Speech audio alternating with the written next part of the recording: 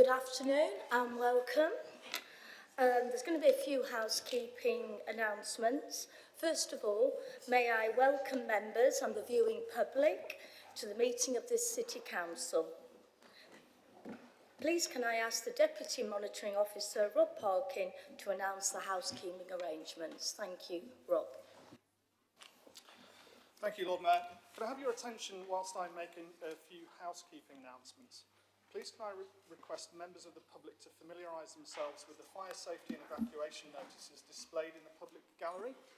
In the event of the fire alarm sounding, please take instruction from the security attendants who will be in attendance throughout this meeting. Could I also request everyone with a mobile phone to switch it to silent mode so that the disruption to the conduct of the meeting is minimised. The meeting today will be webcast and the recording will also be available for people to view later through the Council's website. It is also possible that Sheffield Live TV will record and rebroadcast this meeting. Photography, video and sound does have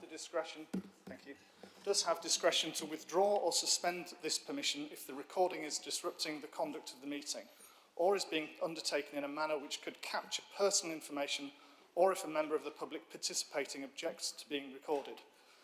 Any member of the public due to speak at the meeting who does not wish to be recorded should say so at the start of their speech, and the Lord Mayor will suspend the permission to record their contribution. For safety reasons, please may I request that recording equipment and other things are not held over the balcony.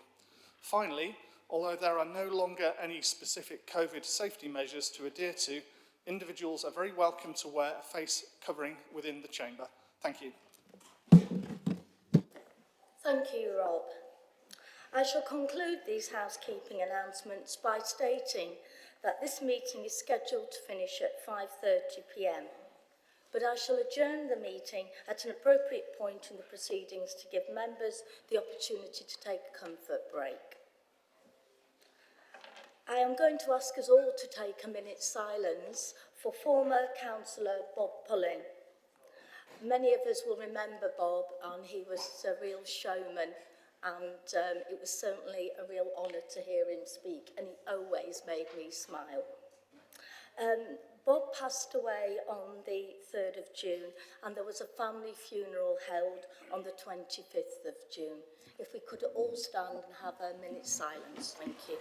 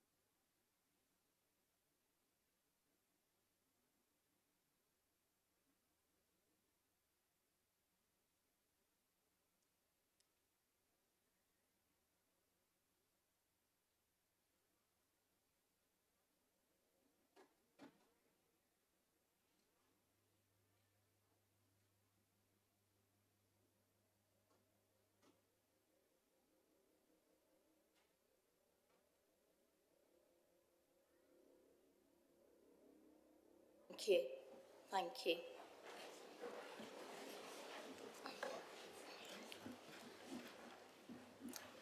Okay.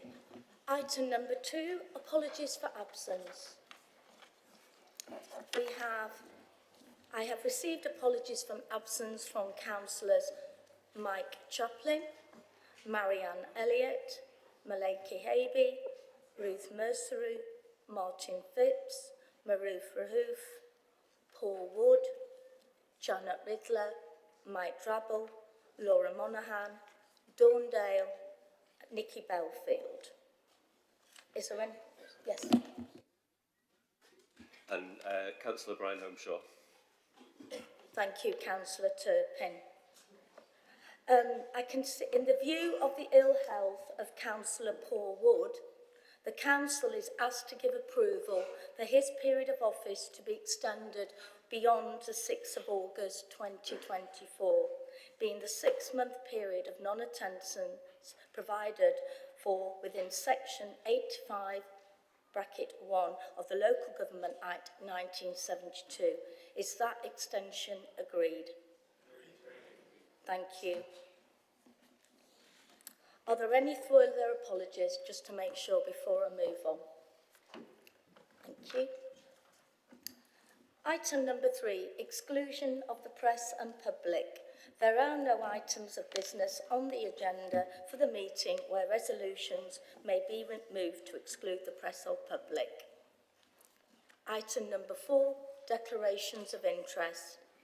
This item of business is to enable members of the council to declare an interest in any item on the agenda. Does any member wish to declare an interest? Okay, that's fine. We'll move on. So we're moving on to public questions and petitions and any other communications. You'll be pleased to know I don't have any. Okay, so petitions and public questions. Public questions can be asked and petitions can be presented at council meetings. We encourage questions or petitions to be submitted in advance of the meeting to help public attendance be managed in a safe and orderly way at the meeting, and to assist members to provide responses or answers. Petitions or questions received after the submission deadline shall be presented or asked at the meeting at the discretion of myself, who is chair. For this meeting, there is only one ordinary petition to be presented, and questions will be taken from 11 members of the public. 4 further petitions will be received in the absence of a presenter. There is one petition which will be debated at the end of this item of business, and this is to be referred to on the agenda of the meeting. A period of 60 minutes is to be allowed in total of ordinary petitions and public questions. There are no emergency questions or late questions. Ordinary petitions. Can I call upon the Chief Executive, Deputy Monitoring Officer, as Chief Executive, isn't it, is doing it today, to announce petitions, and may I request the petitioners be brief and keep within their time limit of 3 minutes. May I also request that members keep their maximum time limit of 5 minutes when responding to petitions. Chief Executive. Thank you, Lord Mayor. I've received a paper petition containing 186 signatures calling on the council to keep Vestry Hall under council management, making it affordable and accessible to all. The lead petitioner is Mohammed Isa, and he wishes to address the council. It's recommended that the petition is referred to the Chair of the Communities, Parks and Leisure Policy Committee, Councillor Curtis Crossland, for a response. Mr Isa.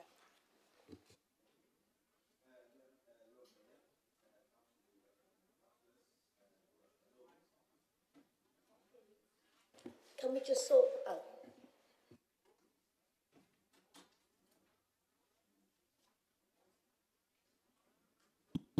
Yes. Dear Lord Mayor, Council Leader and Councillors, good afternoon. I'm here to speak on behalf of this petition. The petition is against a campaign aiming at an organization called ACON to take over Bangrave Vestry Hall. The ACON organization, at the beginning of their campaign, they held meetings in the Bangrave Vestry Hall and invited residents of Bangrave. They were trying to tell people that this building is not used and it needs to be transferred to the community so it can be utilized for free. Some of the residents who attended those meetings became very upset with the misinformation and protested it strongly. When the residents of Bangrave who attended those meetings objected to the incorrect information, ACON Group changed their meetings from taking place in the Vestry Hall to another venue and limited attendees to members only. Finally, ACON started a petition at Ellesmere Green area asking people to sign a petition. The purpose of the petition was to misinform the local community to get their signatures. They were telling people that Bangrave Vestry Hall is not used. It's very expensive to hire rooms, and it costs £104 to book the main hall for 2 hours. It is closed always, and they said they want the community to use the building for free. It was all wrong information. Bangry Vestry Hall building is well used, and this information can be obtained from the management team who are based in Sorby House. It is not expensive to book a room at all. To book the main hall is only £9 per hour, except the first hour, which is £18. All other rooms are £6 per hour because community groups have got 50% discount. For instance, a community group called IT Community School, who has an office in Vestry Hall, pays more than £6,000 for only room hire per year, and close to £8,000 for office rent. And that's just one group. This is an example of how it is used, well used.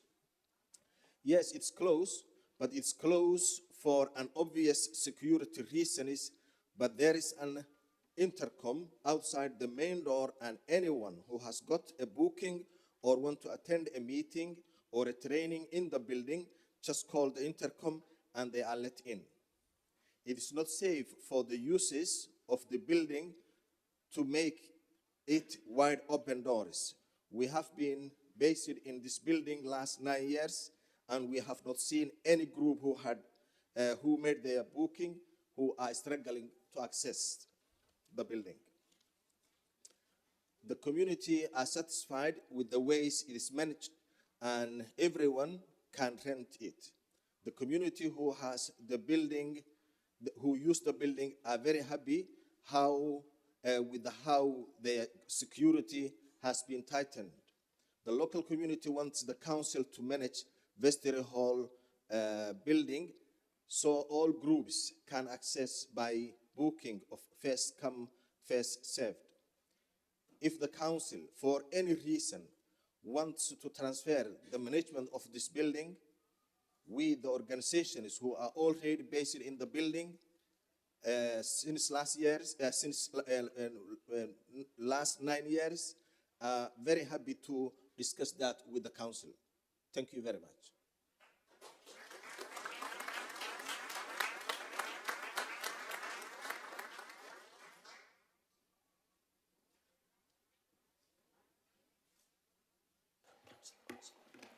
Councillor Crossman, could you respond? You have up to 3 minutes.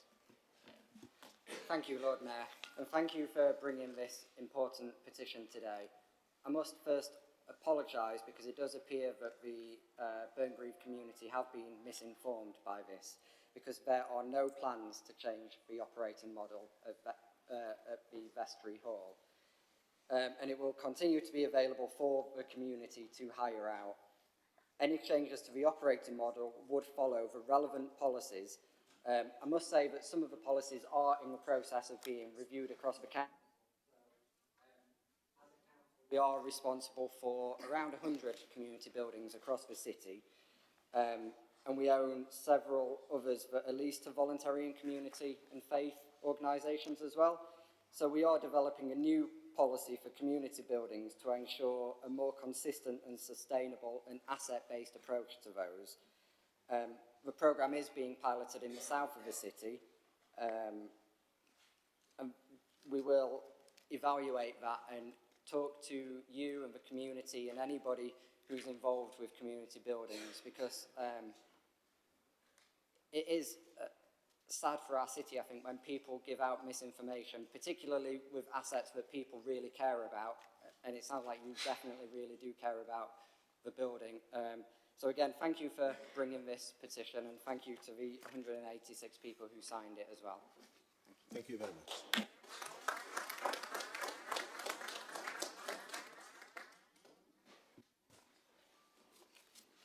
I've received a paper petition containing 145 signatures calling on the council to install double yellow lines along the odd-numbered side of Scraithwood Drive.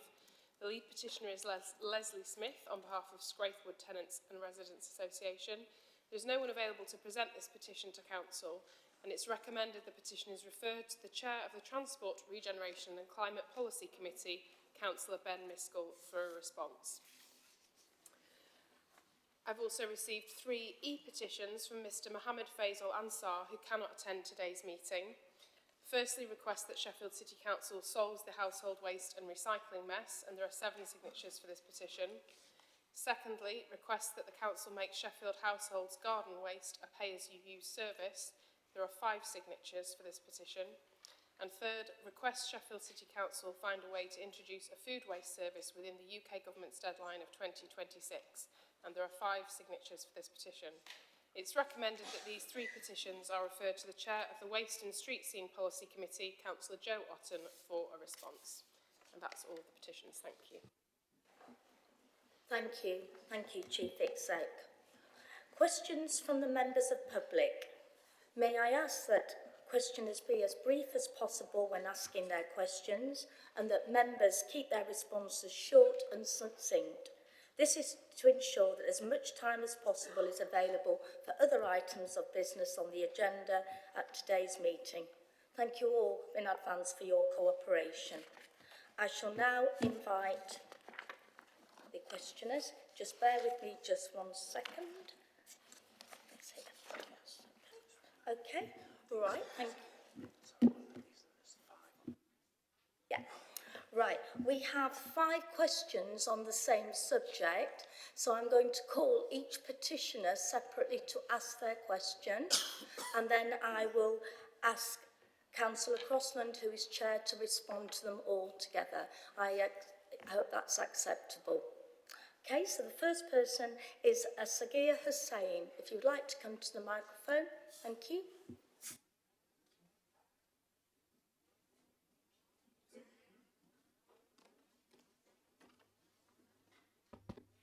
Assalamu alaikum, everybody.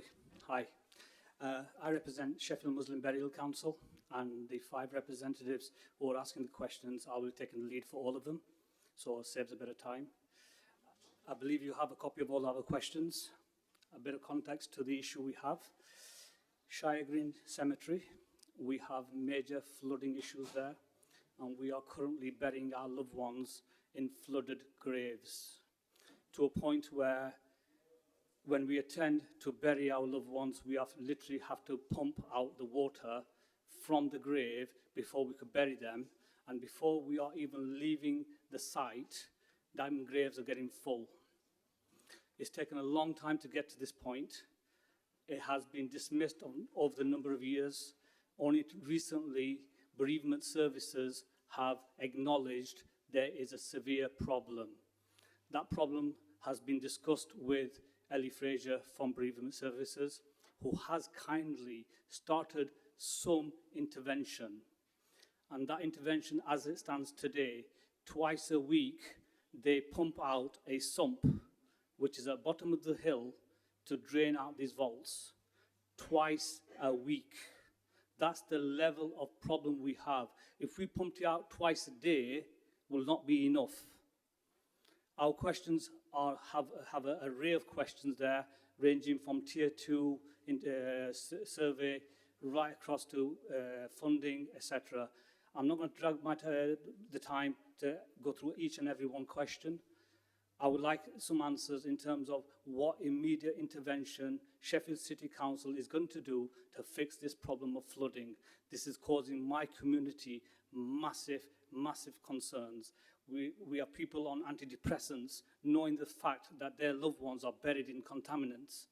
And every day when they have to attend that graveyard, they can see water literally pouring out from top of the graves. That's how bad the situation is there. And nobody's doing anything about it. So today we're here to ask this council, what are they going to do for us? So, thank you.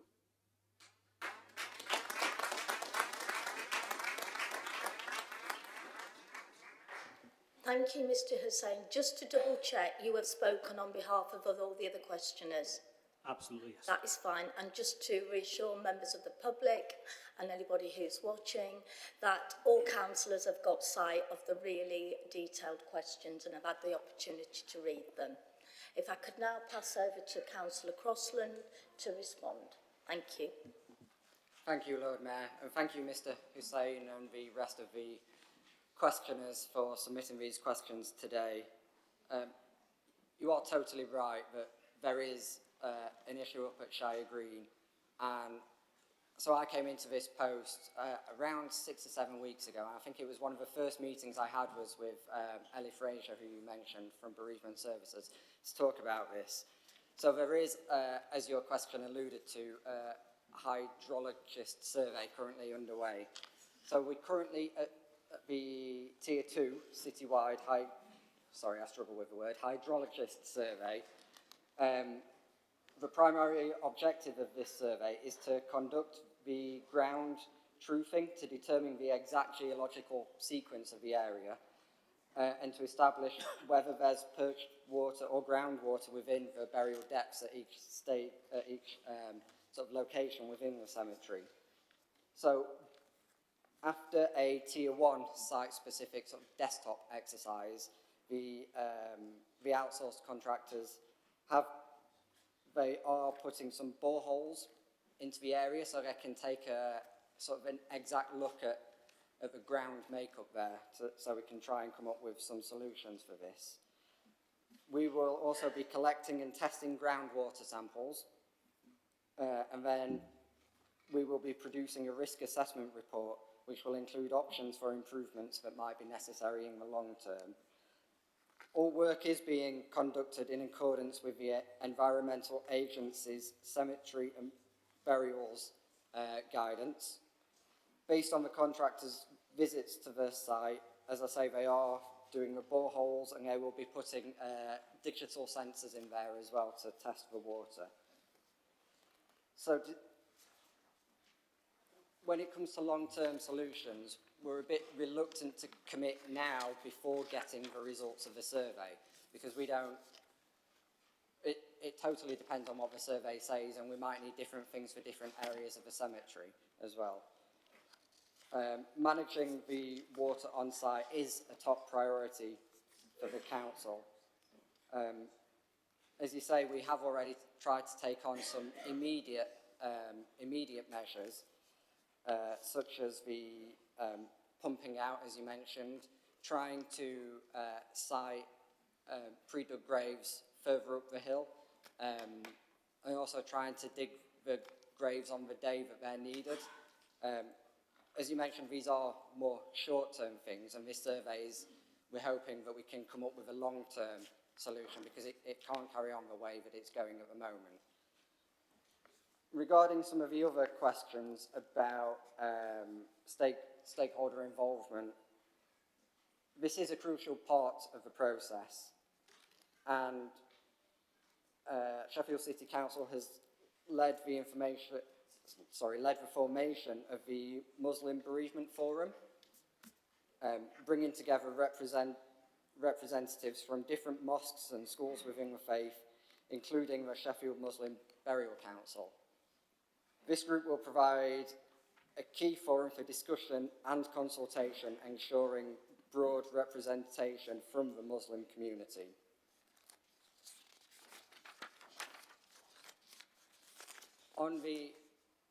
So a slightly different issue within the questions, we are also developing the bereavement strategy. This will be the first time that Sheffield has had a bereavement strategy, and its aim is to provide a long-term commitment and direction for the provision of the service, including burial services that reflect the diverse needs of our city and all the people who live here. We did conduct a public consultation to feed into that process, which got 2,920 responses, which I believe is one of the highest response rates of any consultation in the city. I think it's in the top 3. Many of the respondents did say that they are of the Muslim faith as well, so we've got a lot of information to work on to try and make sure that this strategy does reflect the city. It is still in its early stages of development, and something that we're doing alongside this, something that the Communities, Parks and Leisure Committee agreed back in 2003, I believe, was trying to find additional space and capacity across the city So while this is part of the strategy itself, this work is going alongside the development, so we don't have to wait for the strategy to be complete before we try and find extra space and capacity across the city. So we are preparing resources for site-specific plans for additional capacity. In terms of resources for Shire Green, again, we will have to wait until that survey is complete. I'm just flicking through to So the next stage of the bereavement strategy development is a cross-party task and finish group between councillors. So we're hoping to go through all the consultation and then we will feed back to you about what that says and things that we want to do going forward. And I think, finally, Lord Mayor, I'd like to make the point that you are quite right to be angry at this. As I said, that Sheffield City Council has existed for however many hundreds of years, and this is the first time that we're actually putting work into a bereavement strategy. And I must commend the Communities, Parks and Leisure Committee over the last 2 years for pushing this forward, and of course for you and your colleagues for raising this issue, because I want the city to be open and tolerant of people from all different faiths. And to do that, we need to treat people with respect in life, but also in death, because unfortunately it is going to come to all of us. And I hope that the bereavement strategy, when it's completed, and the survey up at Shire Green will help us do that going forward. Thank you again for your questions.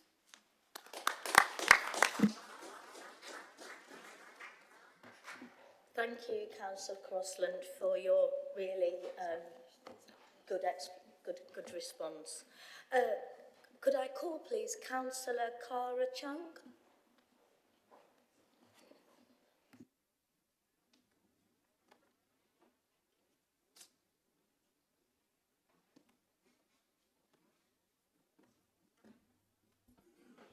Testing. Yeah, hi, thank you. Thank you for the opportunity for me to raise a public question here. Clara Chung, a Sheffield, Hong Konger. On the 21st of February 2024, the Strategy and Resources Policy Committee of the Sheffield Council approved the Partner City Policy, which stated that shared values such as their ability to demonstrate the promotion of human rights should be taken into account when building sister city or relationship or trade collaboration with international cities. It is a good initiative, as the Human Rights Council at the UN, United Nations, also says that local governments are at the forefront of bringing human rights to all and should adopt a human rights-based approach in policy making. Is good. And based on the current Partner City Policy, the Strategy Committee then, on the same day in the February meeting, decided to give up the sister city relationship with Ansan, China, PRC, and then not to reinitiate the trade and collaboration agreements with the cities of Daxing and Nanchuan in PRC, China, but to maintain the sister city relationship with Chengdu, PRC, China. And regarding this renewed relationship with the Chengdu city in China, I would like to, and the other cities, I would like to raise the following questions. Number one, would City Council of Sheffield write to the city councils of Ansan, Daxing, and Nanchuan in China to inform them about the termination of these previous partner relationship with them? If yes, when, or will the council officially make a public statement regarding this matter? And if not, why not? Secondly, in Sheffield's remaining sister city in China, Chengdu, there is a well-known Christian church, Early Rain Covenant Church, and according to the Release International, a UK-based Christian ministry, Early Rain Church may have been targeted because of its open approach to church mission, which has included posting sermons online and street evangelism. And the church also ran Bible schools for about 100 students in a primary school. And so in our Sheffield City Council's meeting, we know that Chengdu is going to be and remain to be our sister city. So the question is, would the sister city be informed? And then also, will Sheffield Council actually write to Chengdu Council to ask about the status of the Early Ring Convenant Church? The reason for asking that is because one of the Pastor Wang Yi from this Early Ring Church has been a prominent campaigner for great religious freedom. And in 2018, he actually wrote a declaration signed by hundreds of Chinese pastors, which includes a statement of Christian beliefs and a call for an end to persecution. And according to Amnesty International's press release in 2019, the police in Chengdu actually raided the church, Early Ring Church, and about 100 members of the church, including Pastor Wen, were taken away and questioned by the police in the following days. And then in December 2019, Pastor Wang was actually sentenced to 9 years at the Chengdu City Intermediate People's Court. He had been charged with illegal business operation and inciting subversion of state power because he embraced the Christians' religious.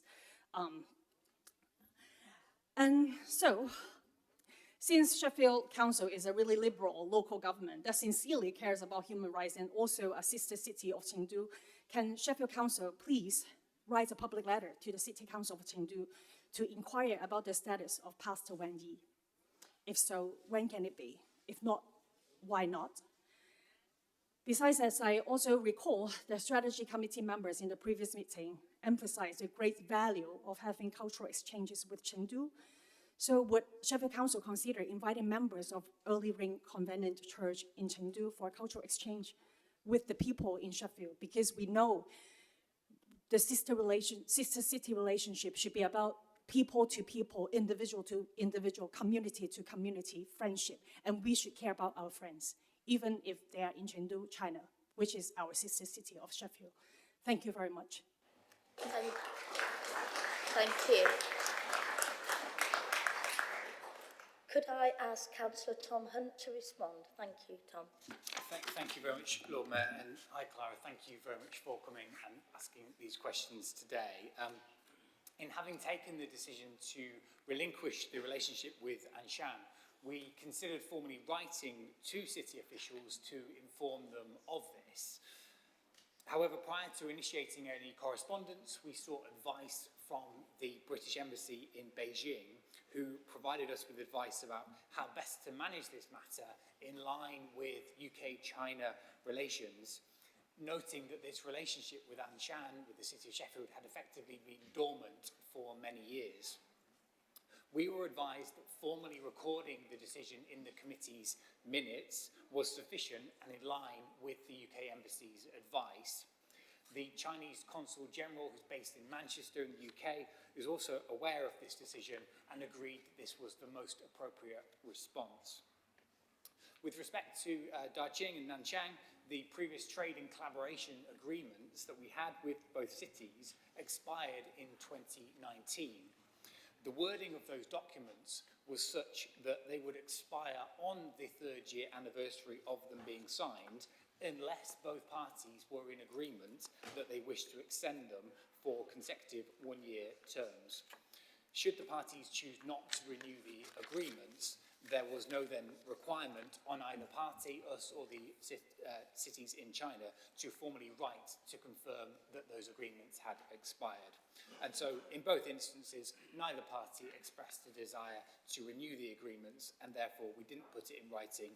Those agreements have expired, and no further action is required or being taken by the City Council.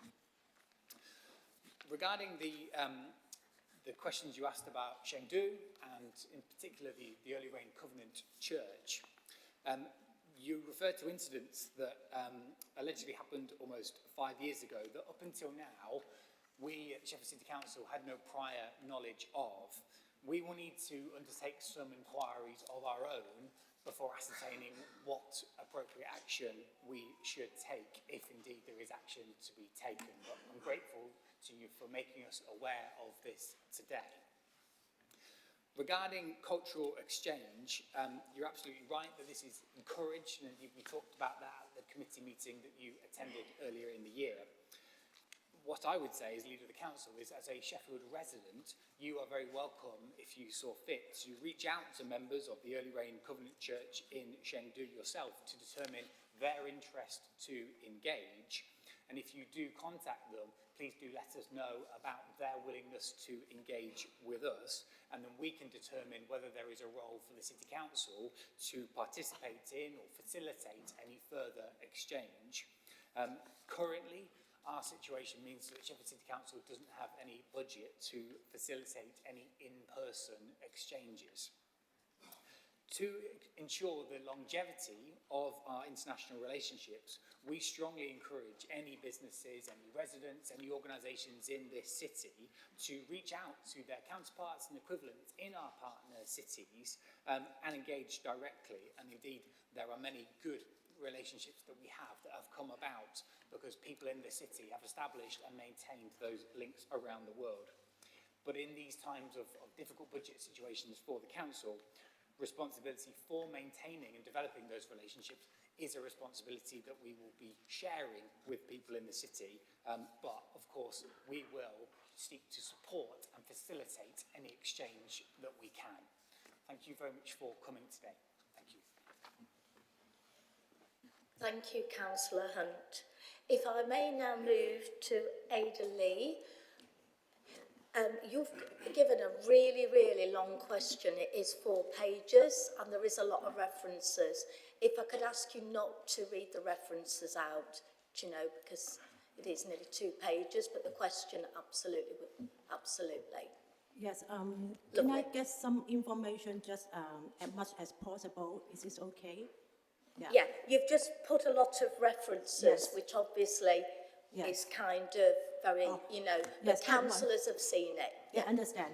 Thank just you. Point out the concerns without the reference. Yeah, okay, thank you. Yeah, okay, go ahead. Good afternoon, everyone. My name is Ada. My topic is concerned about the potential cyber security threat, danger, posed by foreign government. Talking about CCTV, used in the public and government buildings, how to protect public safety and how to protect our privacy and data.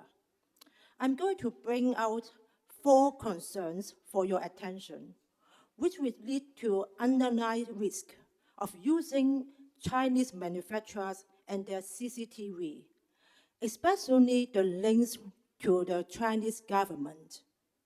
Firstly, in March this year, news report that several countries, including the US government, our government, and alliance, accused Cllr was probably the one behind the hacking operations.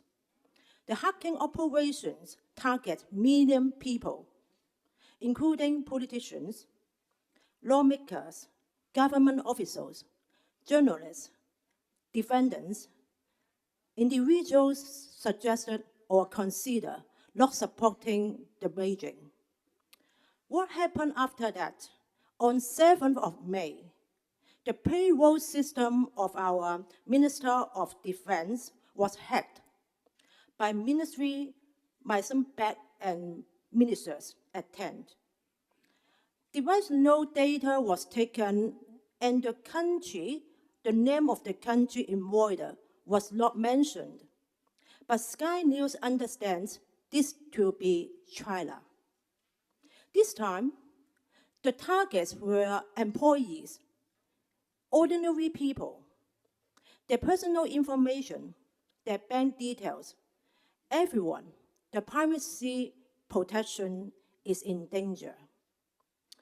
Also, according to the ITV report in June last month, documents leaked exposed that the Chinese state operates a hackers for hire industry, which means Chinese government, the CCP, hires hackers to make an attempt to monitor the world.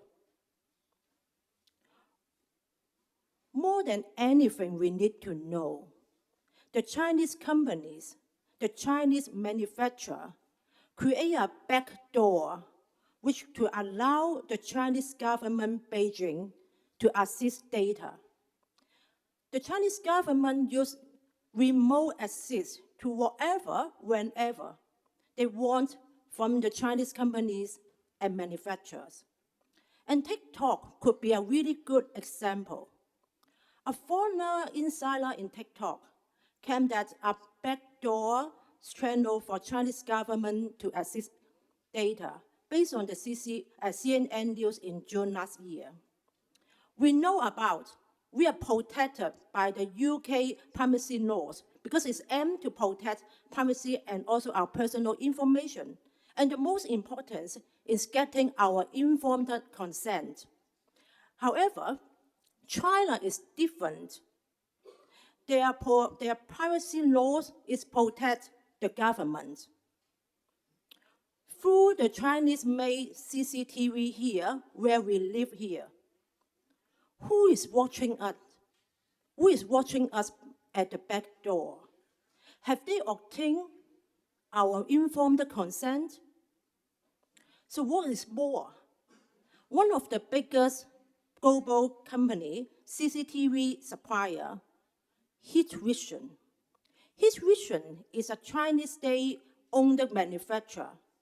And the CCTV were also accused by being used by the Chinese government in the suppression of Uyghur Muslims in Xinjiang, China. So can you imagine the same CCTV is properly watching us?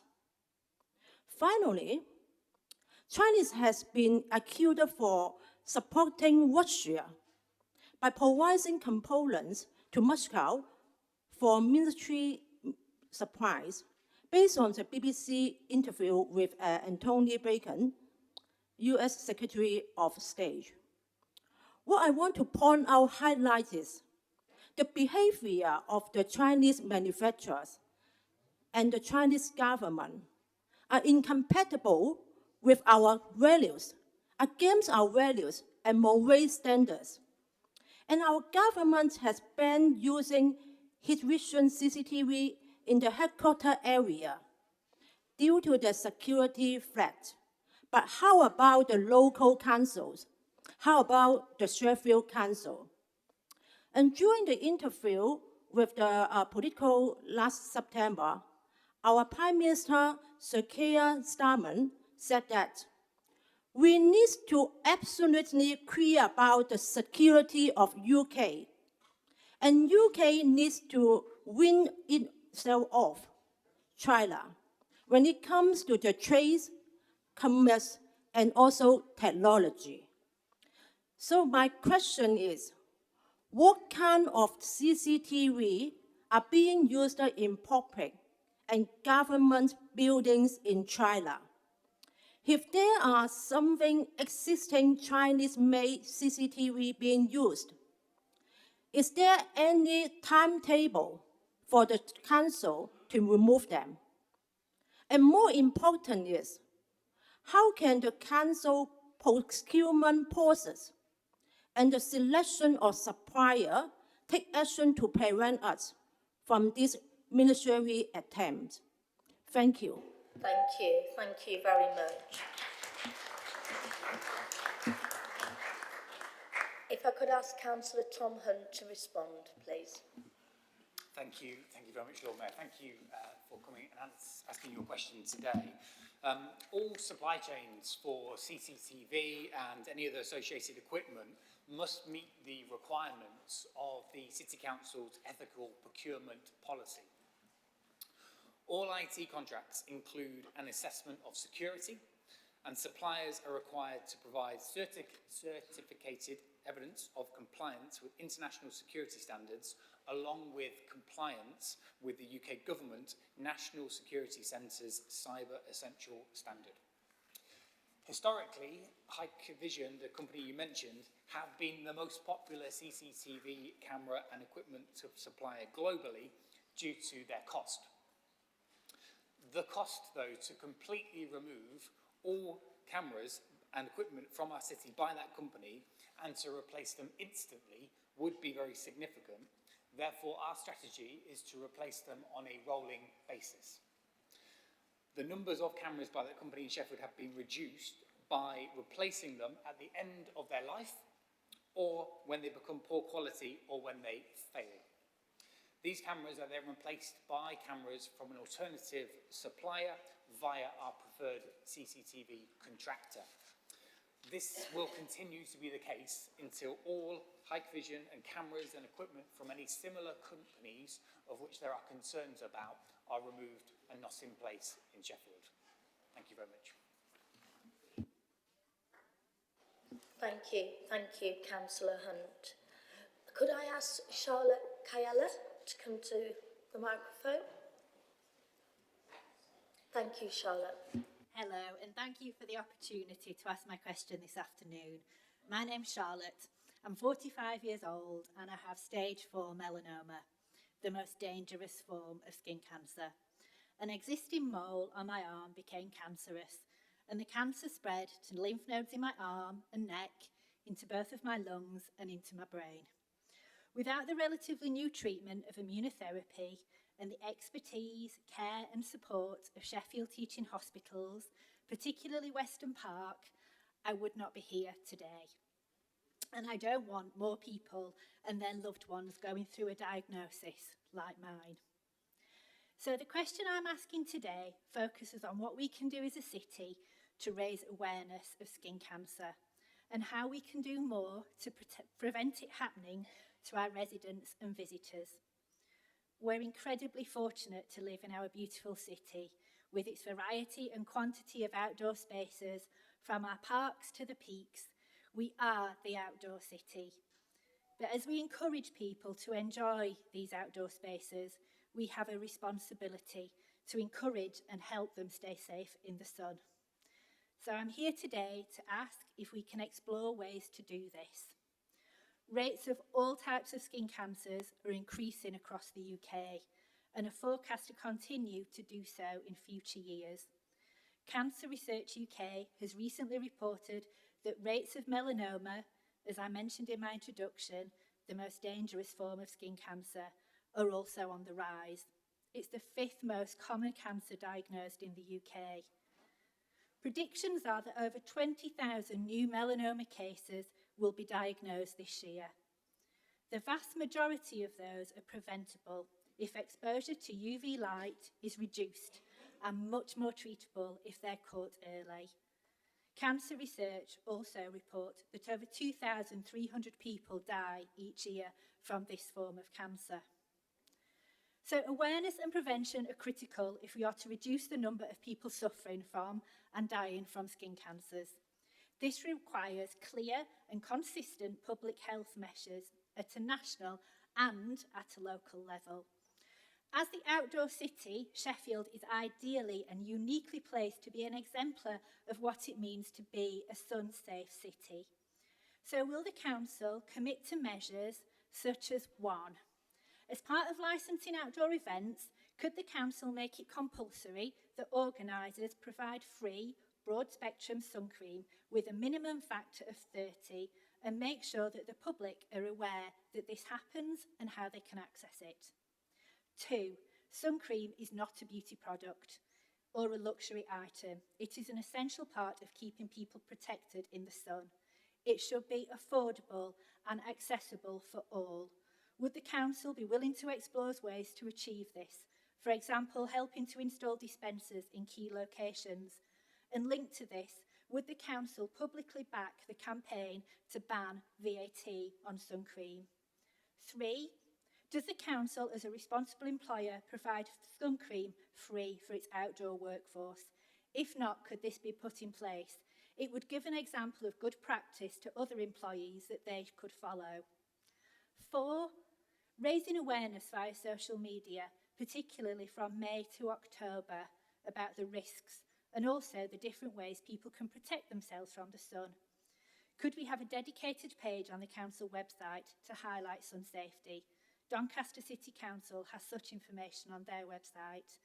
And 5, and finally, could the council explore ways in which we can raise awareness of the dangers of sunbed use in our city, particularly amongst our young people.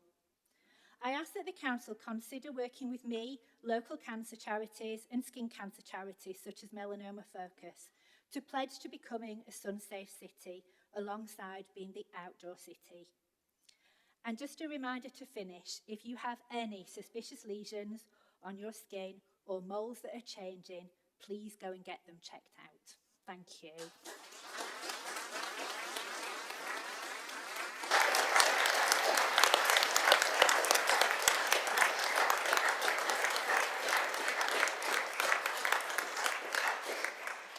Thank you, Charlotte, and I wish you every success in your treatment. Could I ask Councillor Tom Hunt, Leader of the Council and Chair of the Strategy and Resources Policy Committee, to respond, please? Thank you, Lord Mayor. Thank you, Charlotte, for coming today and talking to us and asking your question. And I want to start by saying thank you for using your experience to help others, because no doubt the advice that you have shared today will help to save lives. As you say, the number of newly diagnosed cases of malignant melanoma across the UK is rising, and whilst the numbers in Sheffield are relatively small, there's nothing to suggest that Sheffield would be an outlier from the national situation. As you suggest, though, malignant melanoma is largely preventable, and avoiding the sun during the hottest part of the day, never burning, covering up with suitable clothing and using sunscreen are all recommended steps by the NHS. The fact, though, that Australia now has lower numbers is testament to the fact that they have understood how dangerous sun exposure is and have taken the appropriate action. As a City Council, there are steps that we are taking, and it would be good to arrange a conversation with yourself and public health officials to have a further conversation about this. But let me just say some of the steps that are being taken. We are planning communications with schools to increase their awareness of the harmful effects of the sun and to encourage them to develop their own sun-safe policies. We are proud to be the outdoor city, and we want people to be able to enjoy the outdoors safely. So we will raise this with the appropriate council officers, particularly in the public health team, and have that conversation about whether they could include safe sun messages and signposting in the City Council's information and marketing that we share. There is a resource question that we would need to address, but we can have that as part of the conversation. Colleagues at the South Yorkshire Integrated Care Board are currently developing a cancer strategy, and I'd be very happy to pass your comments on to them to make sure that this is taken fully into account when they are delivering, preparing their work. And I think, on behalf of the City Council and everyone in here, we wish you all the very best for your future treatment. Thank you.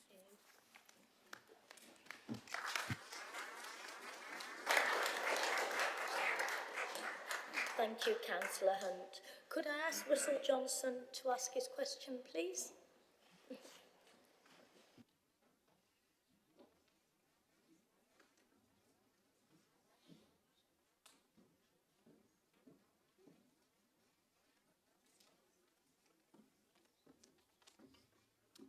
Good afternoon, Lord Mayor, Leader, members, Chief Executive, officers. May I say first what a privilege and a pleasure it is to be here this afternoon. I shall be brief. Okay, and those of you who are used to my appearances here will be surprised that the rubric, very brief rubric, is actually positive before I commence the usual challenge. Okay, may I preface these PQs by praising the Council for recent progress in city centre improvements. In particular, Pounds Park is absolutely superb. The food hall is a great asset for its intended audience, and the general heart of the city too. Environment is of high quality, well designed and durable materials. Excellent. I do hope the Council is successful in letting the vacant retail and other spaces, and that following from that, other parts of the city can see similar improvements. So that's fantastic stuff. Thank you. Question one. Given the disappointing history of Urban Splash reneging on their commitments to include affordable housing during later stages of Park Hill, is the Council sanguine about awarding the John Lewis Cole Brothers repurposing contract to that same company.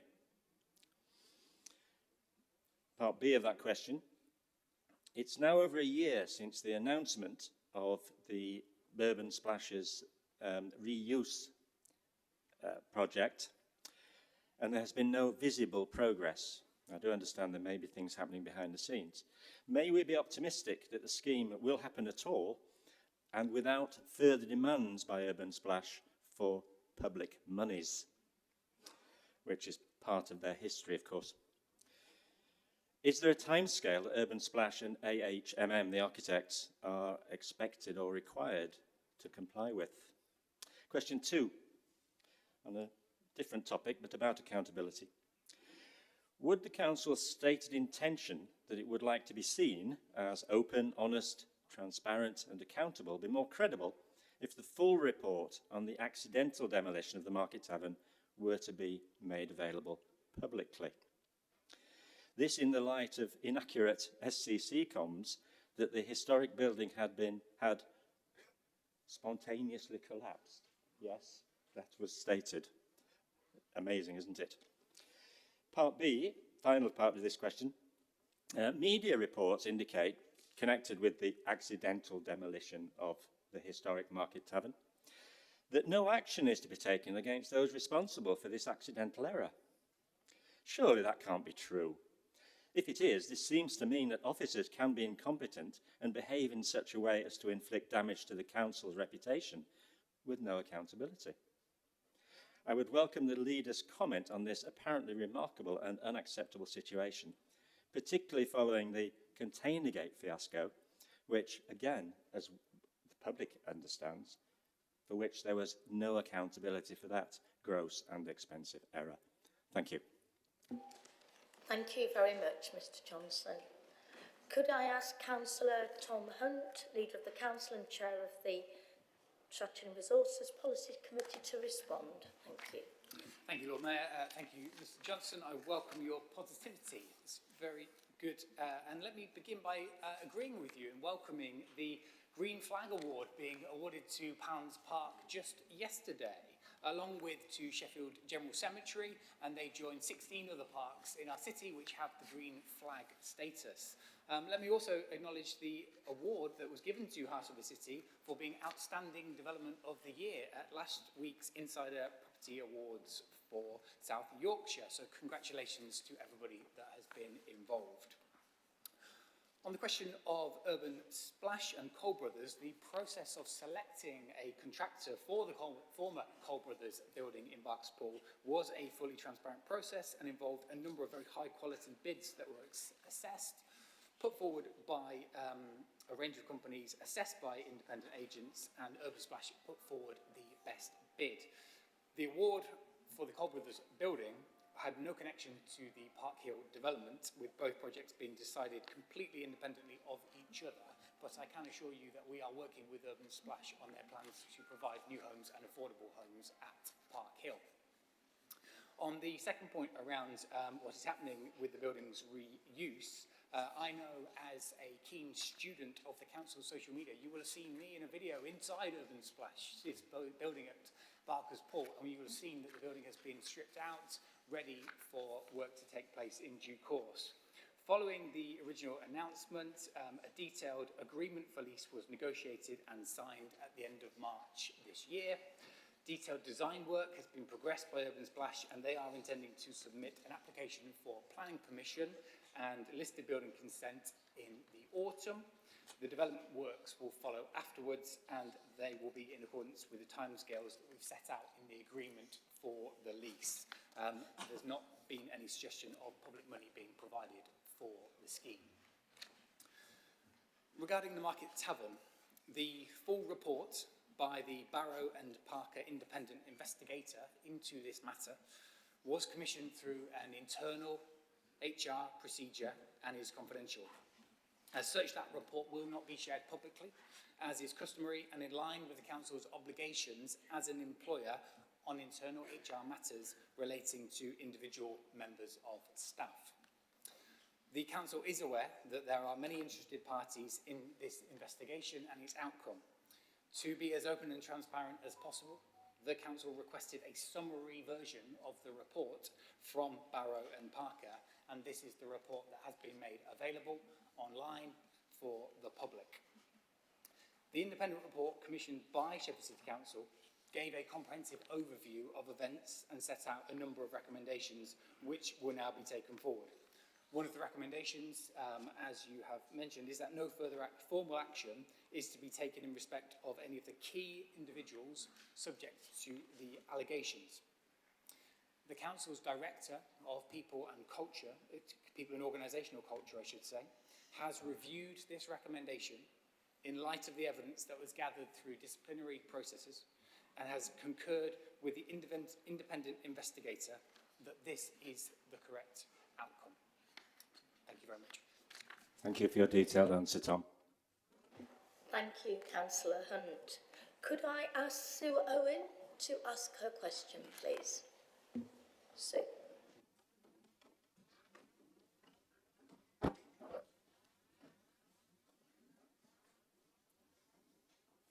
The carpet bombing of Gaza, using hundreds of thousands of tons of explosives, has caused devastation to the population, involving the killing of 40,000 people and, according to the Lancet, many thousands more, including over 15,000 children, and the destruction of homes, hospitals, schools, universities, mosques, churches and infrastructure of every kind.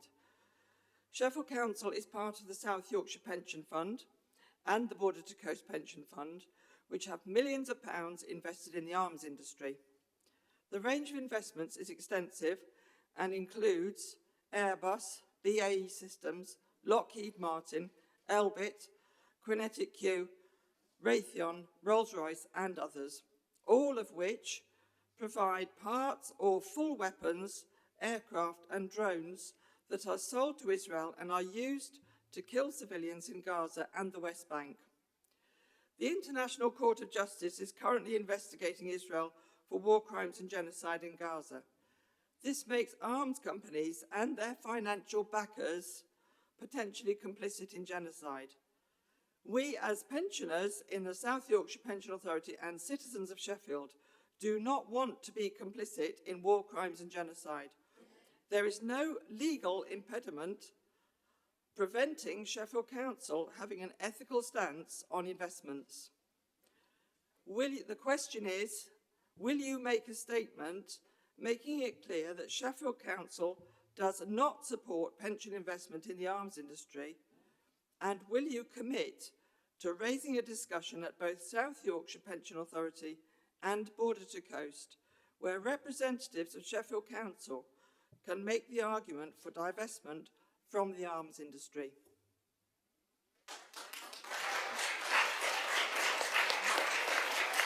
Thank you, Sue.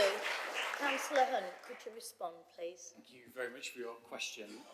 The scenes of devastation in Gaza are heartbreaking, and I repeat the call that I've made in this chamber before and has many others for a ceasefire now, for the release of all hostages and for the unimpeded flow of humanitarian aid into Gaza. As I've also said before in this chamber, the subject of the South Yorkshire Pension Authority, on the subject, I should say, of the Pensions Authority, the Council does not administer or does not have direct influence over how pension funds are invested. I appreciate you may be aware, but I think it's important to be clear on this matter. These funds belong to the employees and ex-employees who are members of the pension scheme, and the scheme is administered on their behalf by the Pensions Authority. Members of the Pension Authority are all elected members drawn from the 4 councils in South Yorkshire, together with trade union observers. Those members have to act in the best financial interests of the members and beneficiaries at all times. Those that are appointed to the membership of the Pension Authority are appointed in a personal capacity and owe their legal duties to the Pension Authority. Although appointed by the Council, they are not there as representatives of the Council, and the Council cannot direct or influence how members of the Pension Authority take decisions relating to the administration and management of the pension fund. Those members have a responsibility to follow their requirements set out in legislation, and independent of their position on the Council, must make their decisions about what is best for the interest of the pension fund. Border to Coast Pension Partnership, as was mentioned, is a collaboration of 11 local government pensions funds, and they manage around 70% of South Yorkshire's Pension Authority's investments. They maintain their own responsible investment policy, and details of this approach are available. Happy to send them to you. Those policies are reviewed annually and considered by the Pensions Authority at its December meeting, so will next be reviewed at the end of this year. I hope that sets out the position. Thank you. You haven't answered my question. You haven't answered the first question. I'm ever so sorry. Can we not have a You Q&A? have a responsibility to uphold international law as Sheffield Council. And you have not answered my first question about making a statement about investment in the arms industry. Can I just suggest that you actually address these questions to South Yorkshire Pensions Authority and Border to Coast, because they both do take questions, and I'm very pleased that they do so, and then it will get you a full answer there. Okay, thank you. I do understand how emotive it is, but they will take the questions and they will give you an answer. But I still haven't had an answer to the first question about making a statement. Could I now ask Annie O'Gara to come and ask her question? Thank you.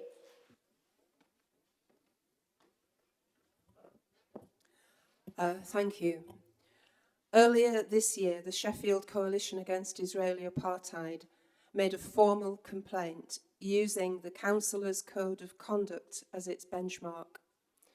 We believed that the Code of Conduct guaranteed high standards of speech and conduct in public office, and we still believe that it has been egregiously violated in one of the Council's most important committees.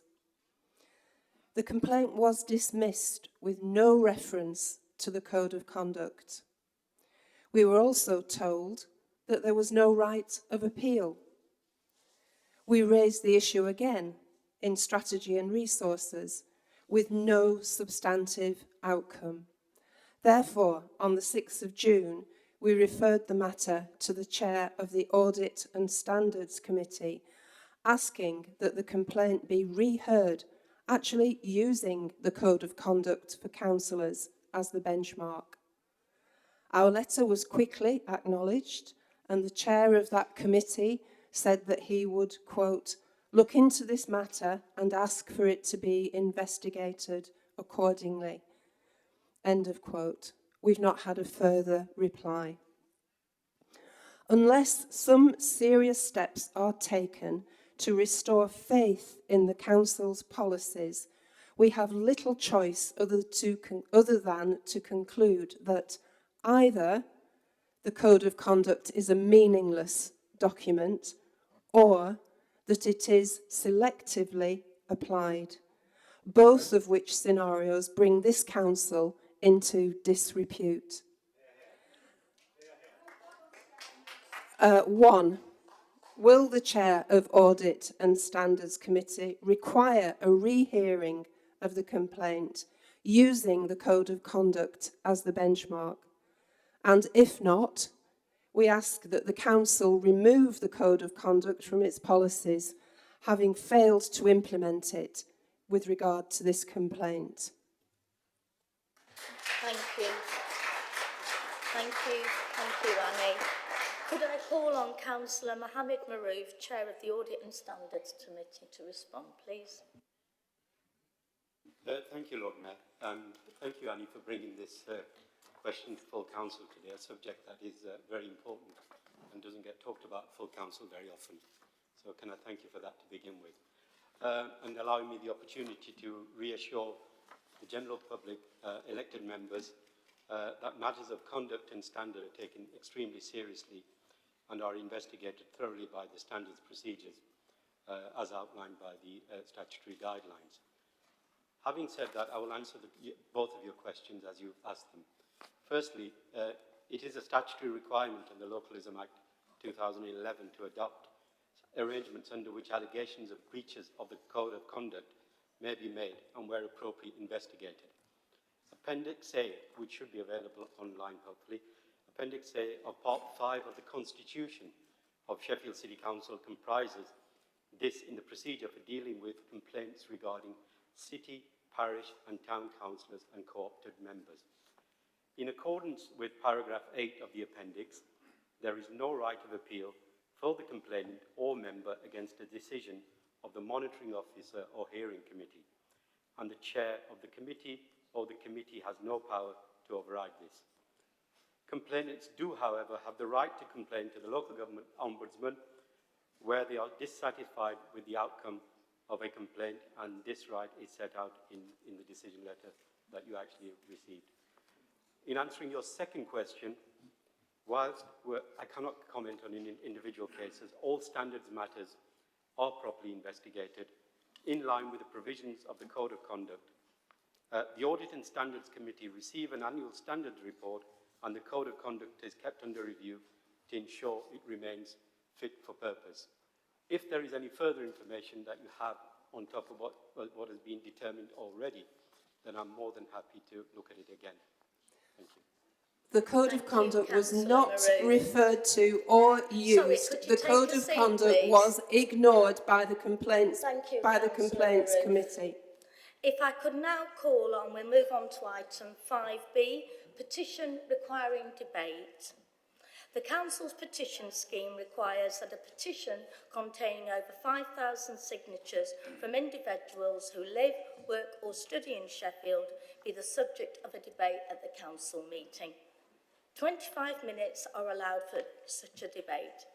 An electronic petition has been received containing over 27,440 signatures, requesting the Council provide funding to save Sheffield's vital free therapy service delivered by Sheffield women's charity, VIDA.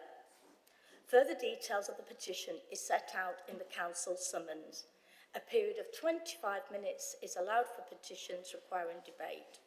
May I call on Karen Haig to present the petition on behalf of the petitioners. You have 3 minutes to do so. Thank you, Karen. Over to you. Thank you, Lord Mayor and Leader and members. Can you hear me? Go closer. Am I heard now? Can't hear me? Oh, should I do that? Is that better? That's it. Perfect. Thank you. Thank you, Lord Mayor, Leader and members for inviting us to speak to you about the situation that VIDA has been experiencing since our imminent closure late last year and beginning of this year. Before I do, I'd just like to introduce my colleagues. We have Marilyn, Chair of Trustees, and Bex Batley, who's a service user, and we're all here to answer your questions. For the last few days, forgive me introducing this, I've had some dental pain. I've had to endure it until the dentist can deal with it in a couple of weeks' time. I've taken paracetamol and finding it manageable, but it occurs to me that those women recovering from trauma that VIDA helps live with the psychological and sometimes physical pain constantly, occasionally managing to blank it out, appearing to cope, but the effects remain until they have an opportunity to process their trauma. And they do that through therapy and problem solving. Just so you know, to put this into context, 64% of those women tell us they feel suicidal when they first join our programme. The petition we want to share amounts to over 27,000 signatures, and we've been astounded by the level of support received, such that we were able to avoid closure. And we've extended our service to the end of November this year. The Reaching Communities officers of National Lottery have been a lifesaver in helping us renegotiate the grant contract that we have with them. Now, I use the term lifesaver with trepidation because this is what gives us sleepless nights. Since the majority of women in our service tell us they feel suicidal and that VIDA really did save their lives, to think of what might happen to any single woman needing our service is unconscionable if VIDA must close. We appeal to all of you here today to play a part in keeping this vital service running. VIDA is highly respected amongst professionals and has been active in the domestic abuse sector for nearly 30 years. We don't receive statutory funding, and the field of fundraising is becoming increasingly competitive, as I'm sure you know. We need to raise £80,000 by the end of this financial year, that's March 2025, and we need £240,000 each year to deliver our service. We're a small team, have secured some additional resources thanks to VAS to help with grant writing, and have developed some corporate support, also working closely with partners to collaborate. All of those partners and the recently published Sheffield Council's DACT report state that there simply are not enough services to meet the demand, which is sad, a sad and difficult state of affairs, since we would all like to see an end to violence against women and girls. I am pleased that much has been done on the front line to provide refuge services, support to go through the courts, and working with perpetrators, along with educating young people, as all of this surely will make a difference in time. And it's wonderful that Sheffield City Council is championing the White Ribbon campaign. There was around 12,000 women impacted by domestic abuse last year. VIDA has about 170, 200 clients per year and supports around 50 through our online forum and a peer support group. It costs £1,000 per woman for one-to-one therapy, which represents a massive saving to the public purse. In Sheffield's annual report for domestic abuse and VOG, it states trauma impacts on emotional health, well-being, and with knock-on effects on employment, relationships, and makes a difference to the lives of those women in handing them a lifeline. Sorry, I've missed a section there. It impacts on relationships and the ability to positively contribute to society. This is exactly how VIDA Services makes a difference in the lives of those women, in handing them a lifeline and helping them move on with their lives. We're here today to seek financial support to enable our service to continue. Please help us help those traumatised women make a better life for themselves beyond the impact of the trauma they experienced. Thank you.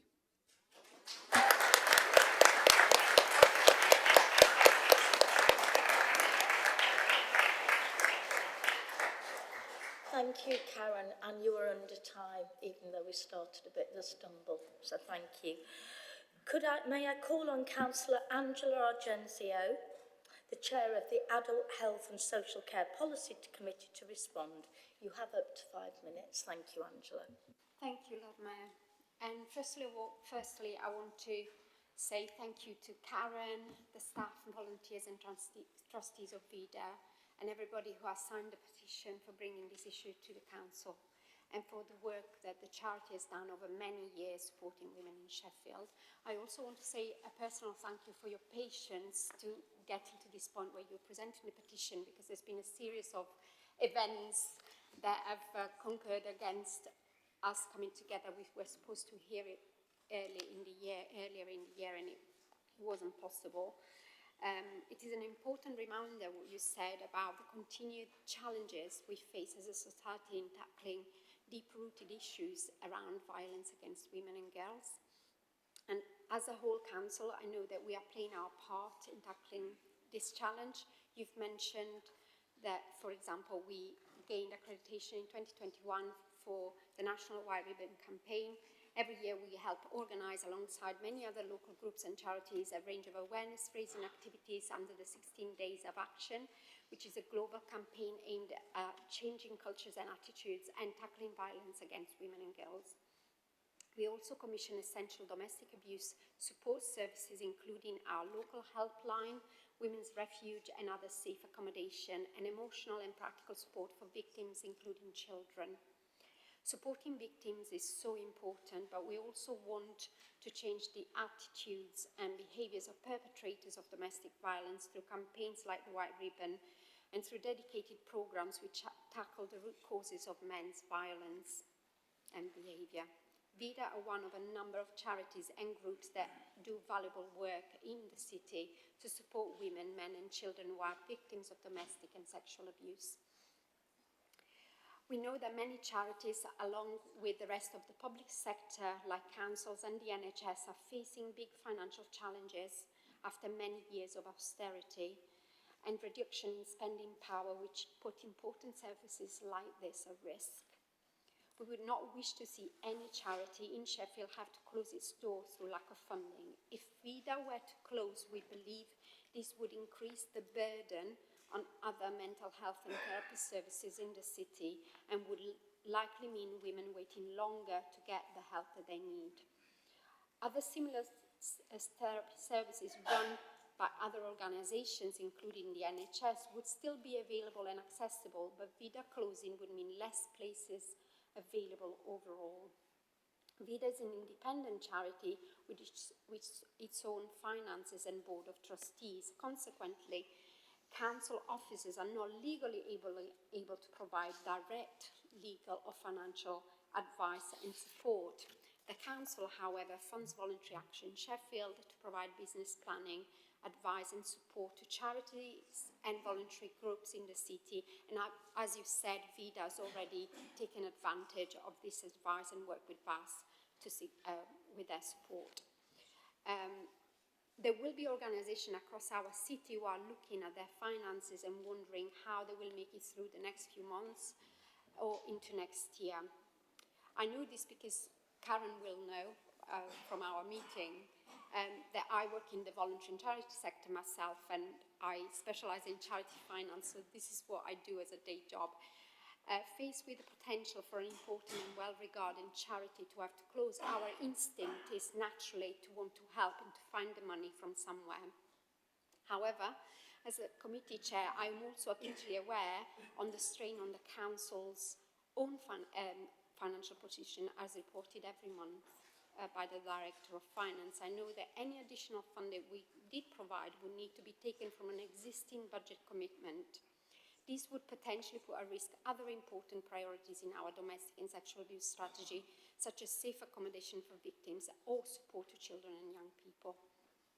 I know that a number of officers have over the past 6 months been involved in discussion with VIDA. I've had a meeting with Karen personally. I know that we've raised this issue in meetings, both in public and in private. And we've raised this with partners in the NHS and the Police Crime Commission Office about the financial position the charity is in and ways that we might be able to help. Any charity, like any other organisation, has to adapt and plan in the face of changing circumstances that work out a model that can sustain its activity over the long term is something that we face as a council ourselves. If we are not able to directly provide funding in circumstances like this, we can nevertheless do all we can to support VIDA in developing a clear business plan and continue to talk to our colleagues in the NHS in particular as part of the financial planning round to advocate for statutory NHS funding for the work that VIDA do. As the new government starts to consider its priorities... Councillor Argenzi, have you nearly finished? Yes, I am. Just got one sentence, sorry. As the new government starts to consider its priorities for the future, we will want to ensure that domestic and sexual abuse remains at the top of the agenda and the resources continue to be made available to council, the NHS and charities to carry on their important work. And I would be hopeful that this means opportunity for charities like VIDA will become available and we will encourage and support any organisation in accessing these opportunities. Thanks, Lord Mayor. Thank you, Councillor Argenzi. May I call on Councillor Sophie Thornton, the Deputy Chair of the Adult Health and Social Care Policy Committee. You have up to 2 minutes, Sophie. Thank you.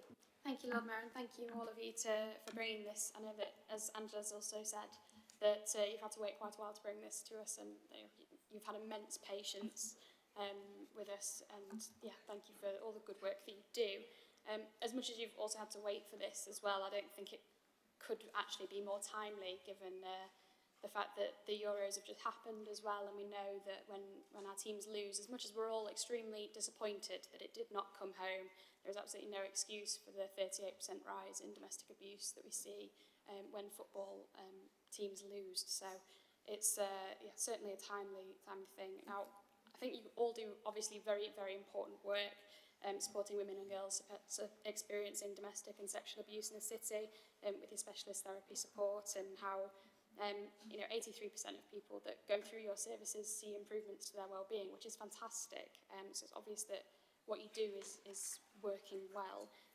Having worked for small charities and funding, writing bids and trying to secure it, I get how challenging an environment that can be, where you have applications often hundreds of pages long or hundreds of words long, or in some cases even with restrictions on your words to the point where you've got so much that you want to say about the great work that you do and you can't get it to fit in the box. So I totally understand how frustrating that can be, especially when you want your capacity to be on the ground helping the people that need your services. I know across all political groups we do want to do what's right for women and girls and all people that are victims of domestic and sexual abuse. So I know that we'll all want to work together to help advocate your case and support you and help you find the funding that you need. I know that we all want to help you get that longer term support so that it's not only funding that you get, but that's long term and sustainable going forward, so that you can carry on the good work that you do, hopefully, alongside all the other providers of support across the city. I'm sure throughout this discussion that we're about to have that we can gather some great ideas on how to do that and how to go forward together. So thank you again for bringing this petition to us and for highlighting such a crucial issue. Thank you. Thank you, Councillor Thornton. May I call on the Labour Group spokesperson on Adult Health and Social Care Policy Committee, Councillor Laura McLean. You have up to 2 minutes, Laura. Thank you, Lord Mayor. Firstly, I would like to thank Karen, Beth and Marilyn for bringing this petition from VIDA today. I'd also like to thank the people of Sheffield who have signed it and shown their support for women and girls across our city. I'd also like to take this opportunity to acknowledge and recognise the important work that VIDA does in providing therapy and ultimately hope for those whose mental health is affected by abuse. VIDA's commitment to doing so shone through in the contribution made by Karen today to our meeting. Speaking more broadly, I'm reassured by the new government's clear commitment to tackling violence against women and girls. Earlier today, in the King's speech, we heard a commitment to halve violence against women and girls.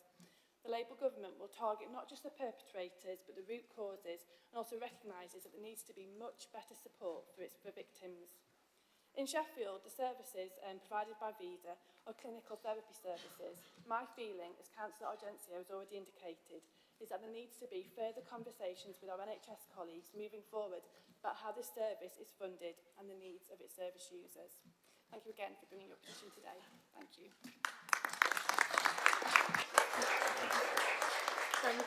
Thank you, Councillor McLean. May I call on Sheffield Community Councillors Group spokesperson on Adult Health and Social Care Policy Committee, Councillor Julie Grocott. You have up to 2 minutes, Julie. Thank you. Thank you, Lord Mayor, and thank you for bringing the petition today, and thank you to all the people across the city who signed it. I think it was really important that we heard from you firsthand about the invaluable services that you've been providing to victims across the city for such a long time. Domestic abuse is something that we should all condemn and work to eradicate. I spent many years in my professional working life in a domestic violence unit during the 1990s. Having support networks and organisations provided by the voluntary sector were invaluable then, and they're still invaluable today. It's disappointing that 30 years on, the much-needed valued support services are struggling for funding. The question is, why has so little changed? We know that over the years, austerity, organisations that support victims and their children have suffered disproportionately because of cuts, the cost of living crisis and the short-term, non-strategic nature of funding. Women's Aid, in their 2024 annual report on domestic abuse, highlight that over 40% of services that are supporting victims should be done by statutory agencies. So there is work for us to do as a council with our partners to make sure that we can reach that target. We recognise that we cannot rescue one charity in isolation, but as a charity, you have a unique position, and the Women's Aid report also highlights that women fleeing domestic abuse don't have enough money to pay for essentials needed for themselves and their children, reinforcing the need for the great work that groups such as yours do and contribute. Regardless of Sheffield City Council's response to this petition, the administration must lobby the government to review commissioning practices so that our voluntary organisations who deliver vital services can have funding security. This would let perpetrators know that we are serious about ending domestic abuse, and it will provide reassurance and safety for victims and children. Sheffield City Council and its partners need to take a more long-term strategic approach to ongoing support, or risk losing valued community partners forever. Thank you very much for coming today. Thank you, Councillor Groscott. I'm now going to open this up to debate, and I've had two councillors, which I think you may be able to squeeze in, two for the debate. So, Councillor Johnson, you indicated you wish to speak. And I have Councillor Milson. Thank you very much, Lord. Thanks for bringing the petition. I just want to make a couple of observations rather than the offer of hard cash, which is actually what your service needs. I'm just going to reflect, first of all, in the voluntary sector. The reason, I guess, that people come to VIDA is because they have trust and confidence in the service, and they perhaps don't make that link with other services, both in the voluntary sector or the statutory sector. People go where they feel comfortable, and on the subject matter that you deal with, I guess that is one of the most important things there. Yours is a very intense service in that sense, but of course it reflects the voluntary sector overall, where this is the strength of it, and I just want to reflect on the many years of decimation of voluntary sector services that we've seen across the city. And the fact that you're here today is simply a symptom of that. And it means that your organisation is in crisis, and it means that the rise of doom is hanging over the head of a lot of people around you, and of course those people who are yet to come to your service who you don't even know of.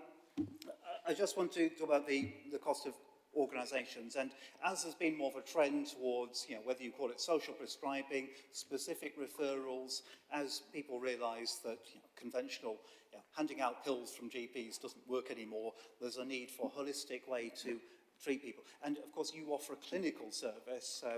It's not just what a lot of voluntary sector organisations provide.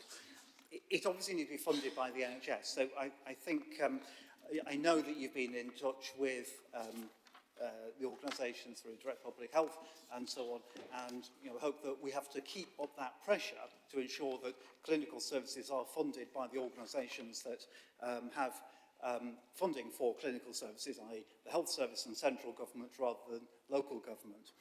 Final observation is, of course, it's really relevant. Councillor Johnson, I'm just keen to get as many speakers in. I'll just pause there. I've said what I need to say. Thank you very much again. Councillor Milson, you have up to 2 minutes. Thank you. Thank you very much, Lord Mayor. Thank you for bringing the petition today. It's incredibly important, the services that you provide, along with other providers in the city who are all working together to tackle the scale of the issue that we have in the city. Some 24,000 people estimated to suffer from domestic abuse every year. So commissioned services here are already under a huge amount of pressure, and we know that, and the Health and Social Care Committee heard that last year, about a year ago, in a report to us. So, we're very much aware of the scale of the problem.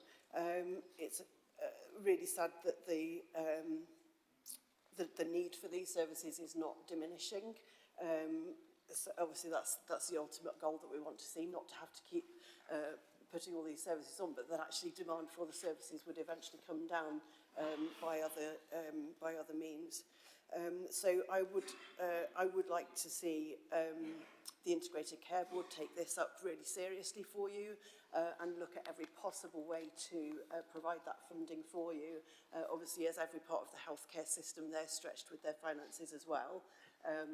And we know the position that the new government has inherited, so everything will have to be looked at very carefully. But I really do hope that the Integrated Care Board will come forward for you, because the services you provide obviously take a lot of pressure off other things that they do commission. So that seems a viable way forward, and I hope we can advocate for that as a council and back you up in your ask of the NHS.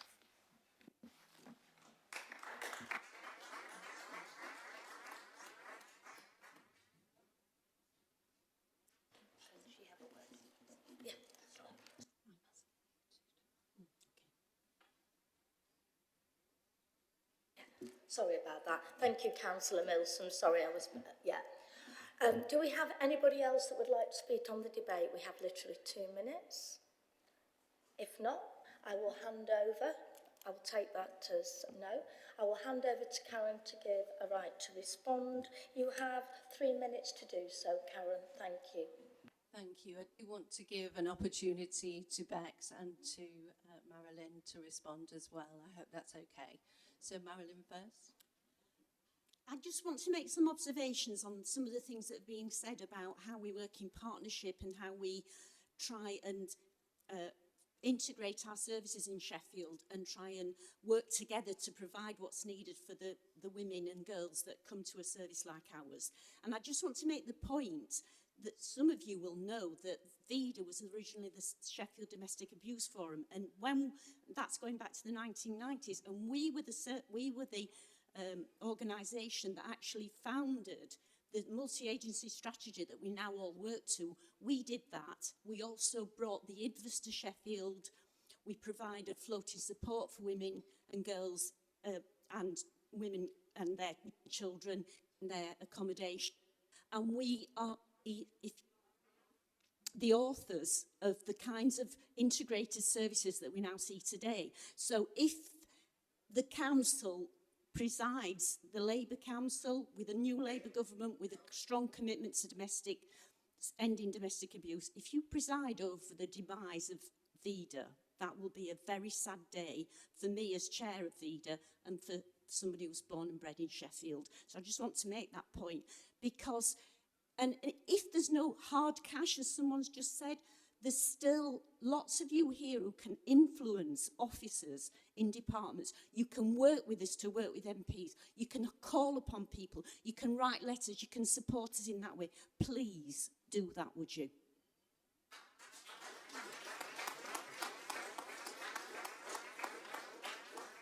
Bear with me, because I do think it's important that you hear from Bex, and she can put this in context for you as well. Thank you, Bex. Hi, I'll try and be quick. So I was bounced around between statutory services that we all know so well. I couldn't access anything like refuges, because it wasn't until a while after I left my abusive relationship that I was like, oh, that is not right, is it? I have been dealing all of my life with the long-term effects of sexual abuse. That it wasn't something that I could take to the police either, and wasn't something that they would have taken seriously. And I accessed my GP appointments multiple times. I was in recurrent crisis and self-harming consistently. I had an eating disorder, but my BMI was not low enough to access eating disorder services. I was not thin enough. I was self-harming just to go to sleep, to be able to go to school. And I went through secondary mental health services. I was assessed for different statutory services, but I wasn't unwell enough to access certain services, and I was too complex to access others. I was dropped through the middle of every net that could possibly I have been caught by, you know. It was only when I got to VEDA's doors that I was offered some tangible help that made a difference in my life. And I went from using substances, having an eating disorder, having multiple sort of self-destructive coping practices, to now I work 5 days a week for 2 different charities. I'm a mum to a very feral toddler. I contribute to this society, and I do my best to make a change in the world. And I don't want to mince my words, I would be dead if it wasn't for VEDA, because that was where I was heading for. I was chronically suicidal. And there are so many women who need to have the opportunity to have a life that is as happy as mine is right now. And they will be denied that if we don't do that. And it's great talking about, you know, we need to talk to the ICB and stuff like that, but if that doesn't work, what are we going to do? Are we just going to let it close? Yeah, thank you so much.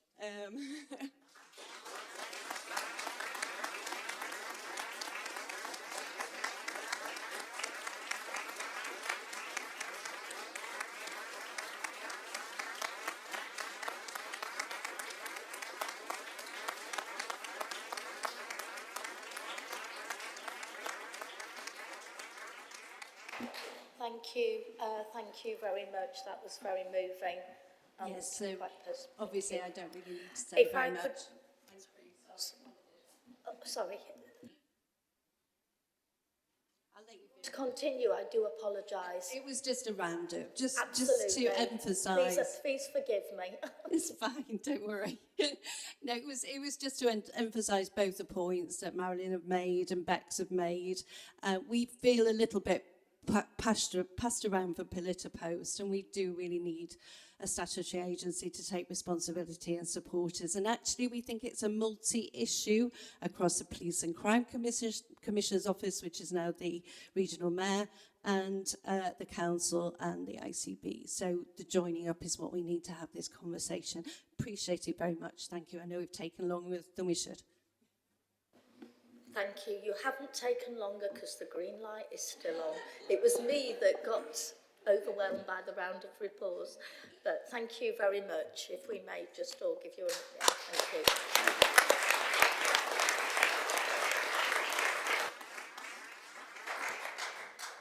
Thank you. May I call on Councillor Angela Argenzio to respond for up to 2 minutes, then propose a course of action to be taken in response to the petition. May I remind members that the courses of action available to the Council based on the nature of this petition are to either note the petition and take no further action for the reasons put forward in the debate, or refer the matter to either a committee or a strategic director for consideration, having regard to the comments made by members during the course of the debate. Councillor Argenzio. Thank you, Lord Mayor. And can I say thank you to Karen, Marilyn and Bex for their words, and colleagues in the chamber. Having listened to the petition and the debate, I'm once again struck by the passion and commitment of all people from VIDA, and the support and upfront intervention by the council colleagues. I don't want to take too much time, but can I assure you that we are already having those conversations? I personally have raised this in the Integrated Care Partnership, and it's on record. And it's on my list of things to raise with Mayor, a meeting that I've got next week. So we are having those conversations, and we will continue to have the conversations. I am ready to make a suggestion, Lord Mayor, if that is okay. And go ahead. So the procedural rules for the debate on petitions, such as this, means that we cannot, at this debate, specifically agree on the petition direct request. Lord Mayor, therefore, will propose that full council refers the matter to the Executive Director of Public Health for further consideration. This will be with the direction to work with VIDA and with Voluntary Action Sheffield to help develop a sustainable business and financial plan for the charity. Write to colleagues in the NHS and Integrated Commissioning Board to ensure consideration is given to VIDA's work as part of the NHS financial planning round this year. And write to the Secretary of State of the Department of Health to stress the importance of dedicated resources for counselling and therapy for the women and girls, affected by domestic and sexual abuse. Thank you. Thank you, Councillor Argenzio. Is that motion formally seconded? Lord Mayor, I'd like to formally second that, and I know that from conversations earlier that Labour Group Councillor Laura McLean was also wanting to be a part of that as well. You know, all of us are wanting to really support what you do. So yeah, thirded, fourth, fifth, I'm sure across the chamber. And Bex, what you said was so relatable, and you should be really proud of yourself. It was really important that you said that, and I'm sure that anyone listening that's going through going through domestic or sexual abuse, I'm sure they'll feel very, very related to that and very heard. So you should be very proud of yourself. That was awesome. Thank you, Sophie. Does any member wish to propose an alternative course of action? No? Thank you. I'm now going to move to a vote on the motion, which will be conducted using the electronic voting system unless we have unanimous support for the motion. Do we have unanimous support? If you haven't, can you please raise your hand? That's fine. I shall now that the motion is carried. Thank you.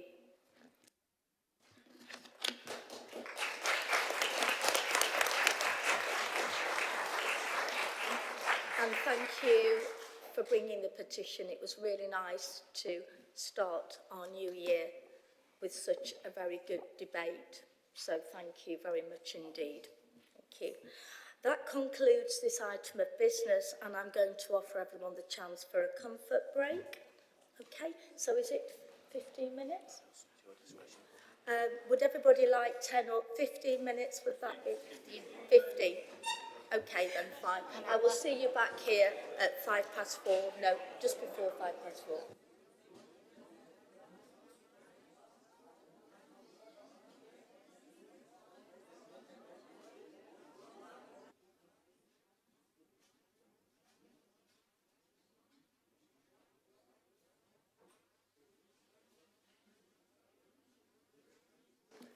Thank you and welcome back. Okay, item number 6 is members' questions. There is a maximum time limit of 30 minutes for this whole item of business. Item 6.1, questions on urgent business. There are no questions on urgent business. Supplementary questions, written answers to questions submitted by members in advance of the meeting have been emailed to all members, circulated at the meeting, and are published on the Council's website. Those questions were to the Leader of the Council or any policy committee or subcommittee or regulatory committee chairs, or to members appointed by the Council to serve on South Yorkshire Joint Authorities, the South Yorkshire Mayoral Combined Authority, or any other external body or joint committee. This item of business is to provide an opportunity for members who've submitted questions to ask one supplementary question for each question asked. So I will now go on to the questions. Page number 1, Councillor Shafaq Mohammed. Thank you, Councillor Hunt, for your answer, in particular the final bit where you talk about a fair funding settlement. For many years we've heard Labour politicians in the city talk about how unjust and unfair the cuts have been, and some have talked about 300 million in real terms per year. So how much of that 300 million returning to Sheffield would you accept as a fair settlement, Councillor Hunt? Thank you very much for your question.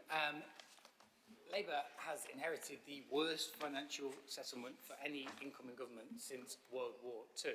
And at this stage, work is ongoing, as the Chancellor set out, to understand just what a dire state the Conservatives have left the public finances in. So at this stage, that is not something that I'm able, nor the Chancellor, able to provide an answer on. What Labour has said is that there will be multi-year funding settlements for local authorities, and I think from the conversations we've had in this chamber, that would be extremely welcome from across different groups here, and that there will be an end to the wasteful time and money that is put into having to competitively bid for pots of money from Whitehall. So, in due course, I'm sure that there will be a full and frank assessment of public finances from the Chancellor, and the money for local government will be set out. Thank you. Page 2. Oh, you're doing that job for me. Thank you. Thank you for your answer to question 3, in particular around the local plan, and given the Chancellor's new statement about. What would your response be if the Chancellor came back to force local councils to actually build on the Green Belt? Because at the moment you're saying nothing's changed. Would you resist it, or would you roll over? Well, that hasn't happened, and I think it's always good for politicians not to answer questions on hypotheticals. So we need to see what the legislation will be set out. You'll have seen, I'm sure, that today there has been a King's speech from the new government setting out a whole range of legislation, and the details of which will follow, and we can assess any situation in due course. But the local plan has been submitted for examination. As everyone in this chamber is aware, the examination process is proceeding, and that plan hasn't changed, and I look forward to it being adopted in 2025. Thank you. Page 2, Councillor Johnson. Thank you, Lord Mayor. Leader of the Council, yes. The question I was asking was because this Council made this firm resolution that new incoming Labour government would immediately cut VAT on domestic energy bills. So we could say they've only been in power a week, but there is some sense to the word immediately. And so thanks for explaining, first of all, that that's now not going to happen. You've described some things that might be going to happen, and I confess I haven't gone through the King's speech this afternoon, and maybe you haven't had time either, but can you give me any sense of when you expect any of these things in this answer to happen in relation to the word immediately or maybe at some time in the future? Thank you very much. What I can say is that the King's Speech has come forward today, less than 2 weeks from polling day, and in there is a commitment to set up GB Energy, a publicly owned renewable energy generating company. And I hope that Green MPs in the House will join Labour in recognising that we need to reduce our reliance on foreign oil and gas, and that this is a very good thing after years of underinvestment in renewable energy in this country. And I'm sure that members from across the chamber will join me in congratulating the new Secretary of State for Energy Security in overturning in week 1 the ban on onshore wind. And this is a good step forward. So I look forward to working with you on that one. Thank you. Councillor Turpin. Thanks, Lord Mayor. So, Tom, in your answer, which is remarkably similar to the answer you just gave to Shafat, you set out that the difference in funding will be that it will be announced 3 years in advance. So a minor administrative thing to know how little money. You avoid saying that the funding cuts will be reversed. So do we expect funding cuts to continue? The answer is very similar to the answer I gave to Councillor Mohammed, and you will receive a similar answer to the one I gave to Councillor Mohammed a minute ago, which is that at this minute, the new government is working through the implications of 14 years of stagnant growth in this country, 14 years of chronic underinvestment in our public services, and assessing just how dire the state of the public finances are, and therefore, as you know from my answer to Councillor Mohammed, they're not in a position to bring forward any spending commitments for local government at this stage, other than to say that there will be multi-year funding settlements, and I will be speaking to colleagues in government about the importance of that coming forward in due course. Thank you. Page 4. Councillor Diamond. Thank you, Lord Mayor. Yeah, thank you for your responses. I'd really appreciate a yes or no answer. This is question 1. In view of the intensifying genocide in Gaza, do you still support this council's call to stop arming Israel? The motion is exactly the same as it was then, and so this council voted for the motion as you've described. The new Foreign Secretary has been in Israel and Palestine this week and is making steps to ensure that for the first time in 8 months since this conflict began, the UK's diplomatic pressure is being brought to bear through organisations like the UN to bring about a ceasefire in the region, which I know is something that all of us in this chamber want. Thank you. Page 5. Page 6. Councillor Diamond, which question are we? Sorry, question 4. Thank you, Lord Mayor. So the question was actually about will you engage with Barclays to raise concerns about its financing of companies arming Israel? Would you at least engage with a conversation to raise the concerns with Barclays? At this stage, there's no plans to engage with Barclays about those concerns, but the report and campaigners who support the aims of that report are very willing to send that on to Barclays. But as the answer says, when the contract comes to an end, it will be retendered in line with our ethical procurement policy, and concerns that you and others are raising will be taken into account then. Page 6. Any more? No? Page 7. Page 8. Oh, Councillor Allahan. Yeah, close enough. So before Sorry, that's my fault, by the way. my question is question number 1. Oh, question number 1 on page 7. Yeah. I do apologise. Yeah. Page number 7. Thank you. Yeah, so the Tory government cut central funding by 50%, leading up to £500 million. Now that we have 6 Labour MPs, will you ask the government for more funding and to stop making cuts to our council? Thank you very much for your question. Our MPs, the 6 Labour MPs for Sheffield that you mentioned, are in agreement with me that what this council needs is a multi-year funding settlement, and we need to assess the state of the public finances, but of course, as strong advocates, Labour advocates for the people in this city, we'll be making the case for fair funding and the best possible deal for our city. Thank you. Page 8. Page 9. Councillor Moss. Oh, sorry, wait a minute. Sorry, I didn't see you put your hand up. Maybe you're not used to seeing someone sat here. No, because I've asked them to move the chair so I can see you, actually, because I couldn't see you at all. I did say, but yeah, but don't worry, no worries at all. Sorry, it's cool. Given the level of mass killing of Palestinians by the Israeli state and the affirmation of all human rights organizations, including the Israeli ones, would the leader now like to declare Israel's action as terrorism and crimes against humanity? Supplementary, he's already given the answer, do you know, but I'll hand it over. Yeah, so. Yeah. Yeah, that's what I was just going to say, yeah. It's actually a supplementary. Councillor Hunt has given you a response. If there's anything you'd like to ask from the response, you don't actually need to read the whole question out, if that's helpful. Right, but I would not have known had nobody explained it to me. No, so I fine. do apologise for not explaining that to you. Okay. Yeah. So regarding the rest of the questions then, are the answers Have you written? got a supplementary on any of the answer? For the answers that are written, yes? Yeah, right, on the I see. follow-up. Okay, Follow-up. now I understand, now I understand, yes, Yeah. yes, okay. So, yes, have you always historically refused to take a position until the ICJ rules on a matter?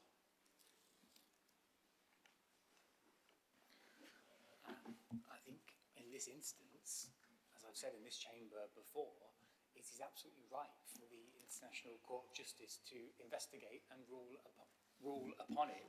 I'm not in the business of attempting to second guess an investigation. That is what the court is there to do, to investigate, and so I'm sure that you'll agree that it's right to let them do that, and I've said before that the government of Israel should abide by the interim ruling of the ICJ, and we need to let that investigation play its course. Okay, we're still on page 8. Do you have any more supplementaries on question?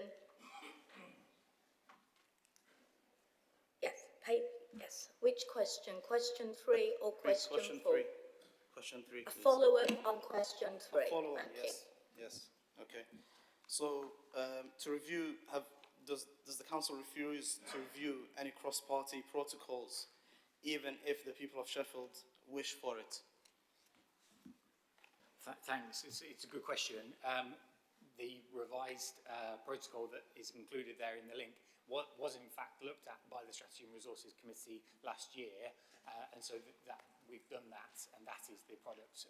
And if you click through the link, if you have further questions about it, then get in touch. But that has been revised, taking into account feedback from members and from members of the public, and so the revised flag protocol is available there. Thank you. Page 8. Okay, on question 4. Right, on question 4. So 40,000 people killed, 1 million children starving, and all human rights organizations affirming this isn't enough to say you'll at least move our council tax funds from Barclays Bank.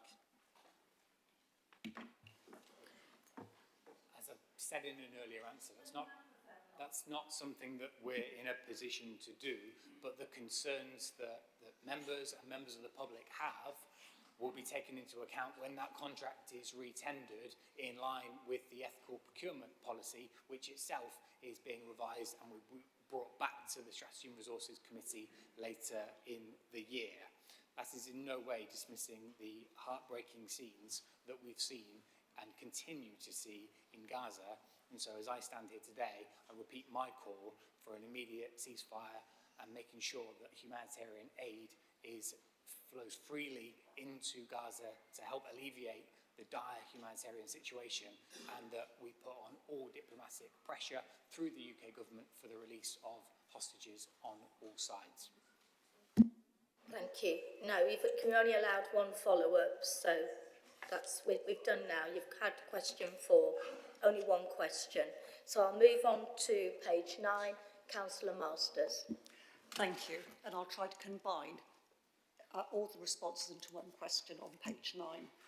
I mean, really, according to reports, food outlets are proposed for John Lewis Building and for Fargate to join the food hall and the many small independent hospitality outlets opened in and around Sheffield, the city centre, which survived COVID and now face a cost of living crisis. I'm concerned that the Sheffield Council is giving incentives to new businesses to occupy vacant units while taking little account of the actual numbers of operating now. Which ones are you happy to see fail? I'm not sure I'm going to entertain the question on the terms it's been presented, but what I would say is that there is a clear willingness for people to come out and enjoy our changing city centre. Cambridge Street Collective, which we heard from the public gallery earlier on, has been extremely successful in the couple of months that it has been open. 70,000 people came through the door on the first weekend and enjoyed its fantastic hospitality from 20, many of whom are independent small traders. So I think there is many opportunities for our changing city centre to accommodate lots of new businesses, and I would encourage as many people as possible to go out and see how the city centre is changing for the better. And we need a strong city centre economy, and I think with the plans that we've got in place, we will see that progress over the next few years, so that the heart of the city development continues to go from strength to strength. Thank you. Page 10. Page 11. Councillor Masters. Is it question 7 or 8? It's 8. Thank you. Reports from local media, again, indicate the needs of existing businesses in newly residential areas are not being met. This is existing businesses, all right? So, and they can no longer operate because of restrictions placed on them. What support is being offered to allow them to continue as a business in Sheffield instead of closing down or relocating out of the city with a consequential loss of jobs? If you have specific businesses that have raised concerns that you want to send to me, then I'd be glad to take a look at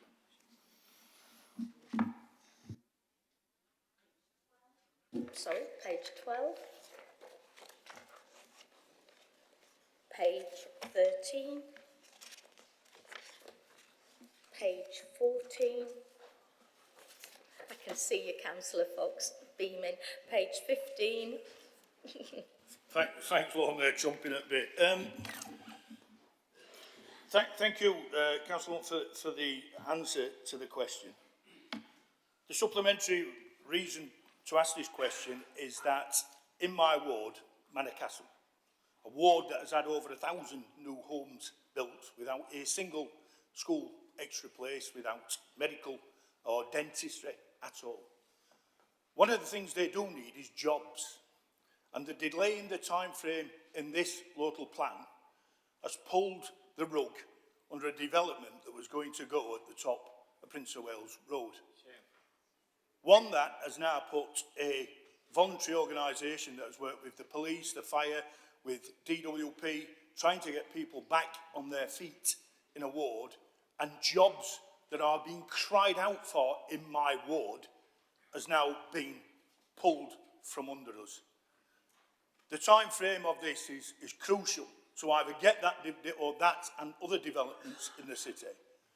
But what I am really interested in is these public events. How are the public being informed that they and voluntary groups being involved in those conversations? Because what we don't want is going down the road surprises like what's happened in my ward with the loss of jobs now. And the developer has worked with this council for over 8 years, myself and my late former councillor Pat Nisley, who worked really hard on this project and with voluntary groups. It's gone. And I wouldn't like to see that rolled out across the rest of the city and come as a surprise. So just on the public hearings, how are we garnishing that we're taking hearings from all over the city, from voluntary groups and from residents? Thank you, Lord Mayor. Thank you, Councillor Fox. So via the website, my understanding is all the details are published on there, and you can keep in touch via that website and sign up to be notified, is my understanding. If that's not the case, I will write to you to correct that. I think what I would say, though, about involving public in the local plan, this is something that, as you know very well, this has been widely consulted on over a number of years. And so how sites are being proposed for use in the local plan should not be coming as a surprise, because this is something that when I first became a councillor in 2022, I went to a briefing about how sites in Walkley were going to be allocated, and there were similar briefings for all ward councillors across the city. So if there are specific concerns you've got, then happy to have a conversation with you. But I would encourage anyone who's interested in the local plan to take a look at the website and keep in touch via there. And as the dates are set out there, the stage 2 hearings will be held in late September, early October. Thank you. Page 16. Page 17. Councillor Crossland. Thank you. I've just realised my question doesn't have a number. It doesn't. I've just noticed that. Yeah. So thank you for your response, Councillor Miskell. Forgive me for being a bit of a cynic, it's not known of me, but I asked a similar question before the election where you sounded quite positive about the Rother Valley scheme, and now after the election you sound a bit more pessimistic about the scheme. So can you confirm if the people of Southwell will finally get the Rother Valley parking scheme by the end of the year as previously promised? Thank you, Councillor Crossland. Well, as you know, delays do sometimes happen when planning really complex schemes. They're very important like this. We know that it is particularly complex because it's on a bend on Rother Way. We also have a number of resourcing pressures across the council. Now, I am, of course, happy to arrange a separate briefing on this matter so that you can find out more about the scheme. I know that it's something that Clive Betts, our hard-working local MP there, has also been championing and raising. And it is really important that we work together on delivering schemes like this, isn't it? And in a non-adversarial way. Thank you. Thank you, Lord Mayor. I believe we've previously said in full council meetings that chair people are responding on behalf of the committee, not as a party political person.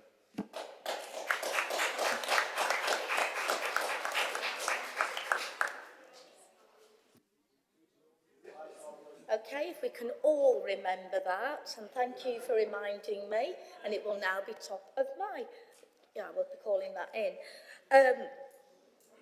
Page 17, page 18, page 19, page 20. Here we go, Councillor Turpin. Which question, Councillor Turpin? Question 2. Thank you very much. So, Ben, in October last year, October 2023, you provided through members' questions a table of figures which clearly shows Sheffield roads are more dangerous for under 15s than any other core city. Yet here, you've basically lied and you put it in bold for some reason the data does not show that we have the most dangerous road for people under 15 of core cities. So, is the data you provided in October misleading, or is this information in bold you've put here dishonest? Right, I just don't Councillor get it. Turpin, before I ask Councillor Miskell to respond, can you please rephrase that and take the offensive word out? You know which one I mean. Well, okay, so how to rephrase this? The data you provided in October 2023 clearly shows Sheffield roads to be more dangerous for under 15s than any of the other core cities. So why have you put in bold a statement which reads, the data does not show that we have the most dangerous roads for people under 15 of the core cities, when the data you provided clearly shows it does? That's much better, thank you, much kinder and nicer. Thank you, Councillor Miskell. Councillor Turpin, I'm at a loss to your argument here. It's quite clear that I do have to correct the misinformation in your question. I think that this was a point that was repeated in an earlier question. Now, we quite clearly don't have the most dangerous roads for people under 15 of any core city. Although I have said in my answer before to you that that does not mean to say that actually child safety is not an issue in this city. It quite clearly is, and that's why we've adopted Vision Zero as a council. We're working really hard to improve road safety across Sheffield. So I don't accept that, Councillor Turpin. No. Point of order, Lord Mayor. Sorry? The point of order is that the information provided in October is factual statistical information which shows Sheffield to have the highest figures of the core cities of serious and fatal collisions with under 15s. I don't see how Ben Miskell can sit there and make this claim when the information that he has To have that checked, just one second. Can I find out, where do I find that information out?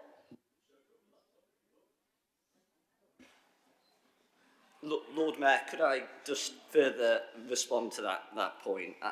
I think I'd refer Councillor Turpin to page 21 in my answer, and I will, just for clarity, repeat it here. It says, as we all know, and as I clarified in February in my response to your question at the time, it's all there, and when data is presented in absolute terms, it can be misleading, and a more complete picture can be revealed by using the population figures of locations such as Greater Manchester and the wider populous area for each core city. I hope that does add further clarification, but it is all there in the papers provided. Lord Mayor, sorry about this, Lord Mayor. The information provided in October was per 10,000 of the population. So I do understand that different places have different sizes populations, but the information provided was per capita.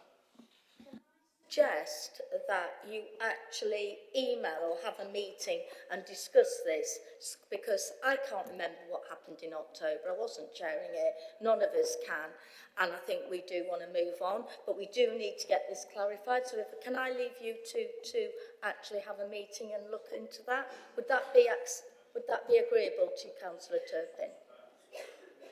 It would, Lord Mayor. Thank Is it possible to correct the record later on? If it's proven wrong, we will amend the record. But you know, right? Where was I? Page 21. Only out of goodness knows how many. Okay, page 22. Councillor. Is it Councillor Gilbert? It is indeed. Thank you. Councillor Miskell, thank you for your answers. May I ask that the Transport Service pay close attention to the Ringing Low Road, Dobbin Hill Junction? Sorry to shout. And can I also ask that the Transport Service contact me ahead of their investigation? Thank you.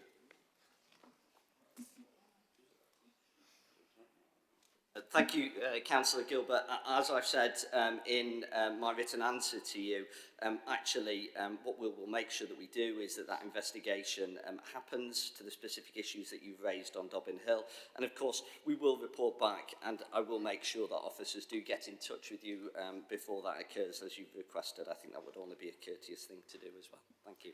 Thank you. Thank you. Page 22, Councillor Johnson. Thank you, Councillor Miskell. The local plan's been delayed for many years, as you know, and it was on track to be in force as a workable local plan that our planning committee can use by the end of this year. Is it still on track?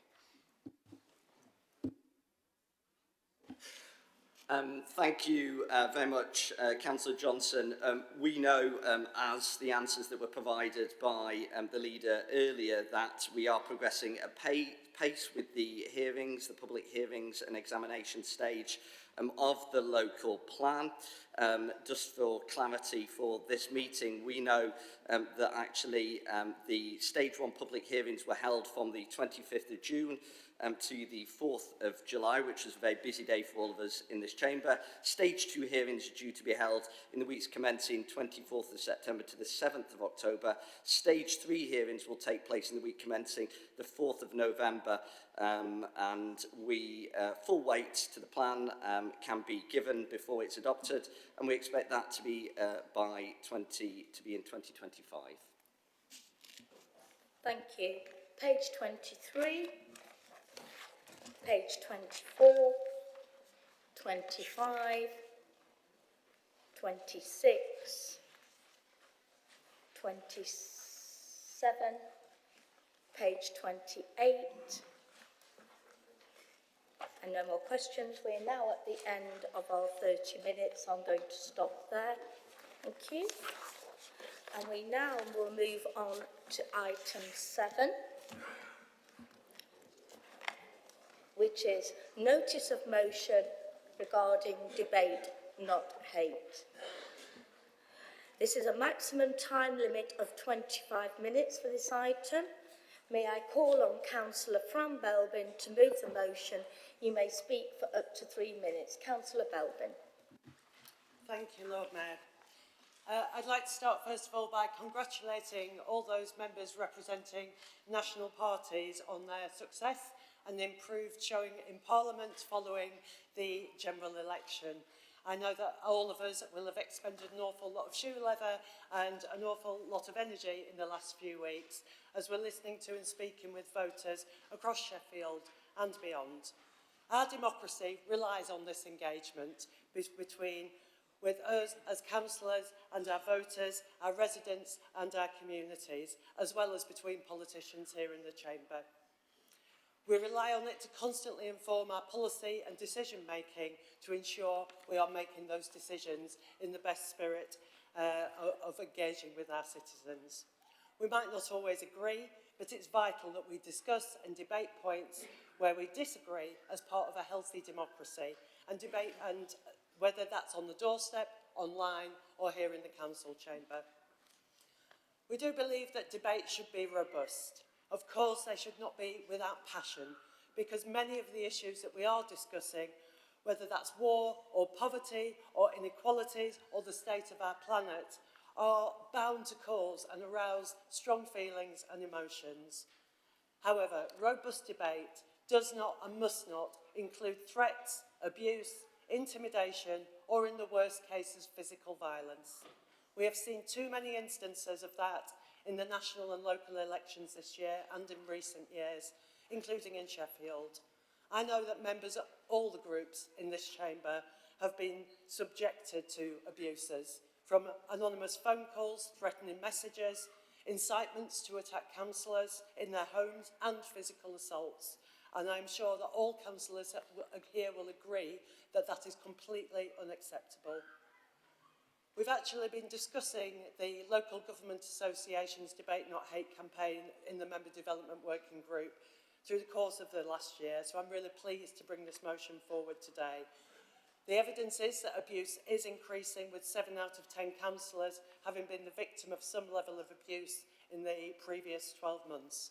women, ethnic minority, LGBT plus politicians are more likely to receive discriminatory abuse.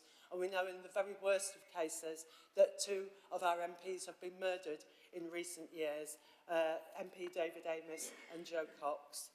We're living in an increasingly volatile world. Last weekend, we saw the assassination attempt on Donald Trump over in the US, and it's absolutely vital that we defend and stand up for democracy. So I'd like to encourage all councillors here today not only to support this motion, which will commit the council corporately to the Debate Not Hate public statement, but also to sign up individually to the campaign, which you can do on the website, and to lead by example by engaging in robust but respectful debate, both in the council chamber, online and out in our communities. Thank you, Councillor Belbin.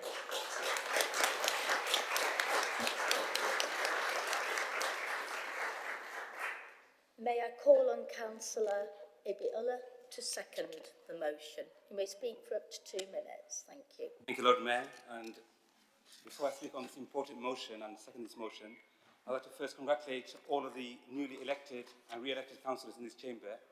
It's an absolute honour and privilege to be a councillor in this city, and I wish them well. I'd like to also take this opportunity to congratulate all of the Sheffield MPs on their election success, particularly Abdissam Mohammed, for being the first Muslim MP from the city. Her story, a daughter of a Yemeni steelworker entering the mother of all parliaments, is a testament that no matter your background or starting point in life, you can achieve great things in this amazing city and country. Having said that, Lord Mayor, the level of abuse and intimidation faced by some of our colleagues in this chamber reached another level during both election campaigns. Scrutiny of policies and healthy criticism of our politicians are welcomed and much needed in our democracy, are indeed essential parts of our political discourse. But there is a line between healthy criticism and intolerable behaviour that crosses over into abuse, intimidation, and even criminality. That line, I'm afraid, Lord Mayor, has been crossed several times in the 2 recent elections. Death threats, rape threats, physical attacks, intimidation, harassment, and property damage. These are some of the experiences we are hearing up and down the country, and some were experienced in this city, Lord Mayor, too. These kind of behaviours cannot be normalised in our politics, and they need to be called out. Lord Mayor, in London, a letter was sent to a candidate's office promising the candidate would be, I quote, smashed and killed within a few days. Lord Mayor, that is unacceptable.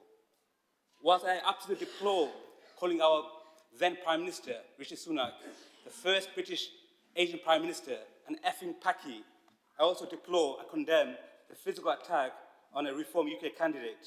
Political violence has no place in our democracy. Lord Mayor, I'd like to finish by saying that if we want to attract more diverse people into politics, more women into politics, we must root out this evil from our politics. Thank you very much. Thank you, Councillor ULLAH.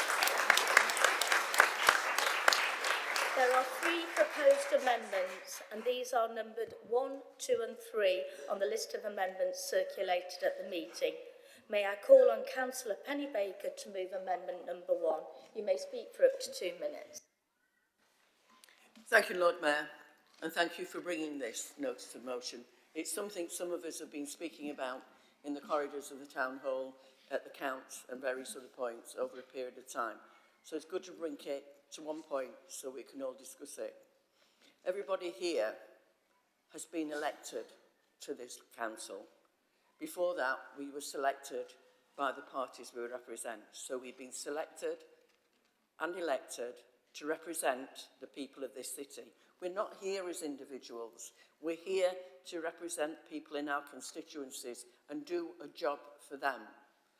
But people don't see that. They see something they don't like, don't understand, and don't feel the same about as we do. And then they respond in a way that's different and foreign to us. We're happy to have a debate. We're happy to have an argument about political points. We're there to express the differences that live in our city. But we have to be aware that there are other people who don't respect that, who don't understand that. And I know you, Lord Mayor, have had an awful time at one point, and other members in this chamber. They don't understand the role we do. And part of our responsibility in this is to educate and tell people we're here to represent them. And it's something going forward we obviously need to respond. We've supported the notice of motion as a whole, but we've added a comment about social media. Obviously, all of us, I don't think there's one person in this chamber who hasn't had something that can be classed as abuse thrown at them on social media. It's not appropriate, and it's something as representatives of our community we need to take on board for ourselves and our others. And on a last word, Lord Mayor, my grandmother used to say to me, "Do unto others as you would be done by." And that's something in this modern era we have to take into account. Thank you, Lord Mayor. Thank you. Now, call on Councillor Rob Rice to second the amendment, please. Got it right. Am I going? Yes, hello. Thank you, Lord Mayor. It's weird being back here after so long. First, I'd like to congratulate the new member for Penistone and Stocksbridge, Marie Tidwell, on her election, and I do look forward to working with her to make sure that Ecclesfield and Chapeltown are brilliant places to live. Everyone has access to everyone now with the device in their pocket. We can, well, post what we like, interact with who we like, but unfortunately that means that everyone has access to us. One of our new MPs, a brilliant guy called Ian Solemn, for St Neots and Mid-Cambridgeshire, posted a few days ago about the plans to limit access to those with gender dysphoria, planned by the Labour Party. And every single comment underneath had some sort of vitriol, a number of them calling him a paedophile. Now, when we interact with those online, we're putting ourselves out there to those who we don't know, we will never meet, we don't see. But we need to think about the civility of how we interact with each other. If we do not stand up and tackle complex conversations like LGBT rights, like the climate crisis, like war and famine, those that inspire passion, those that inspire division, but if we can't do it in a civil and kind and respectful way, then what is the point of us being in this place? But this need for civility is not just resolved for those online and those who are strangers out in the internet ether. We need to think about it to each other. We in this place, we're here because we're passionate about the communities, we're passionate about the causes that we represent. We don't do it for money or clout, trust me. Which is why we need to think about how we talk about each other when it comes to our online interactions, whether it be email, whether it be about Zoom meetings, between us as elected representatives and also as council officers. Thank you, Councillor Rice. I've got so many people wanting to speak. I'll let you move on. Yeah, Thank you. Yeah, thank you very much. May I call on Councillor Peter Gilbert to move amendment number 2. This is his maiden speech. I have it written down, Councillor Turpin. You have up to 2 minutes, but it may be a tiny bit lenient, but not too much. Thank you, Lord Mayor. And members with great combined experience. There is much you can teach me, and I look forward to working with you all. I'd also like to pay my respects to my predecessor, Roger Davison. I grew up in Ecclesfield, but have not spent all my life in Sheffield. I have lived around the world, including countries where debate, especially political, is not allowed. After 5 years community development work in the Socialist Republic of Vietnam, I returned to find my council in the People's Republic of South Yorkshire acting questionably. As well as joining with our street tree protectors, I was later involved with climate protests. I know what happens when governments lose their grip on reality. They tighten their grip on power. The Local Government Association launched its Debate, Not Hate campaign in June 2022. I and over 700 councillors have signed the statement, and so have many councils, but until now, not Sheffield City Council. I would like to believe that no one in this chamber would disagree that abuse and intimidation in politics is wrong. We must also recognise that unpopular decisions and statements will result in legitimate and sometimes robust challenge. This challenge can make the politicians who make those decisions and statements feel uncomfortable. But being uncomfortable is not the same as being abused or intimidated. There may be a protest. It might be loud. People may seek answers to questions about why decisions were made. They may persist if answers aren't forthcoming. Our own behaviour as politicians must demonstrate our adherence to the Nolan principles in public life: selflessness, integrity, openness, honesty, objectivity, accountability, and leadership. We must look inwards and recognise if these qualities are lacking. There is a lot wrong with our democracy. We are a country where a government can get elected with 33% of the popular vote, yet wield 100% of the power. A country where advertising standards of being honest and truthful do not apply to political advertising.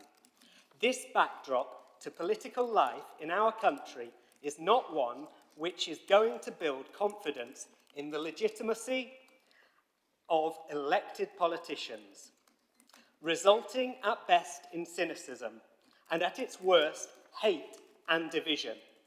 We can do better. You've gone nearly over a minute, so I've been very lenient. We must not stifle democracy or debate as this fuels tyranny and hate. Thank you, and please support my amendment. Thank you very much.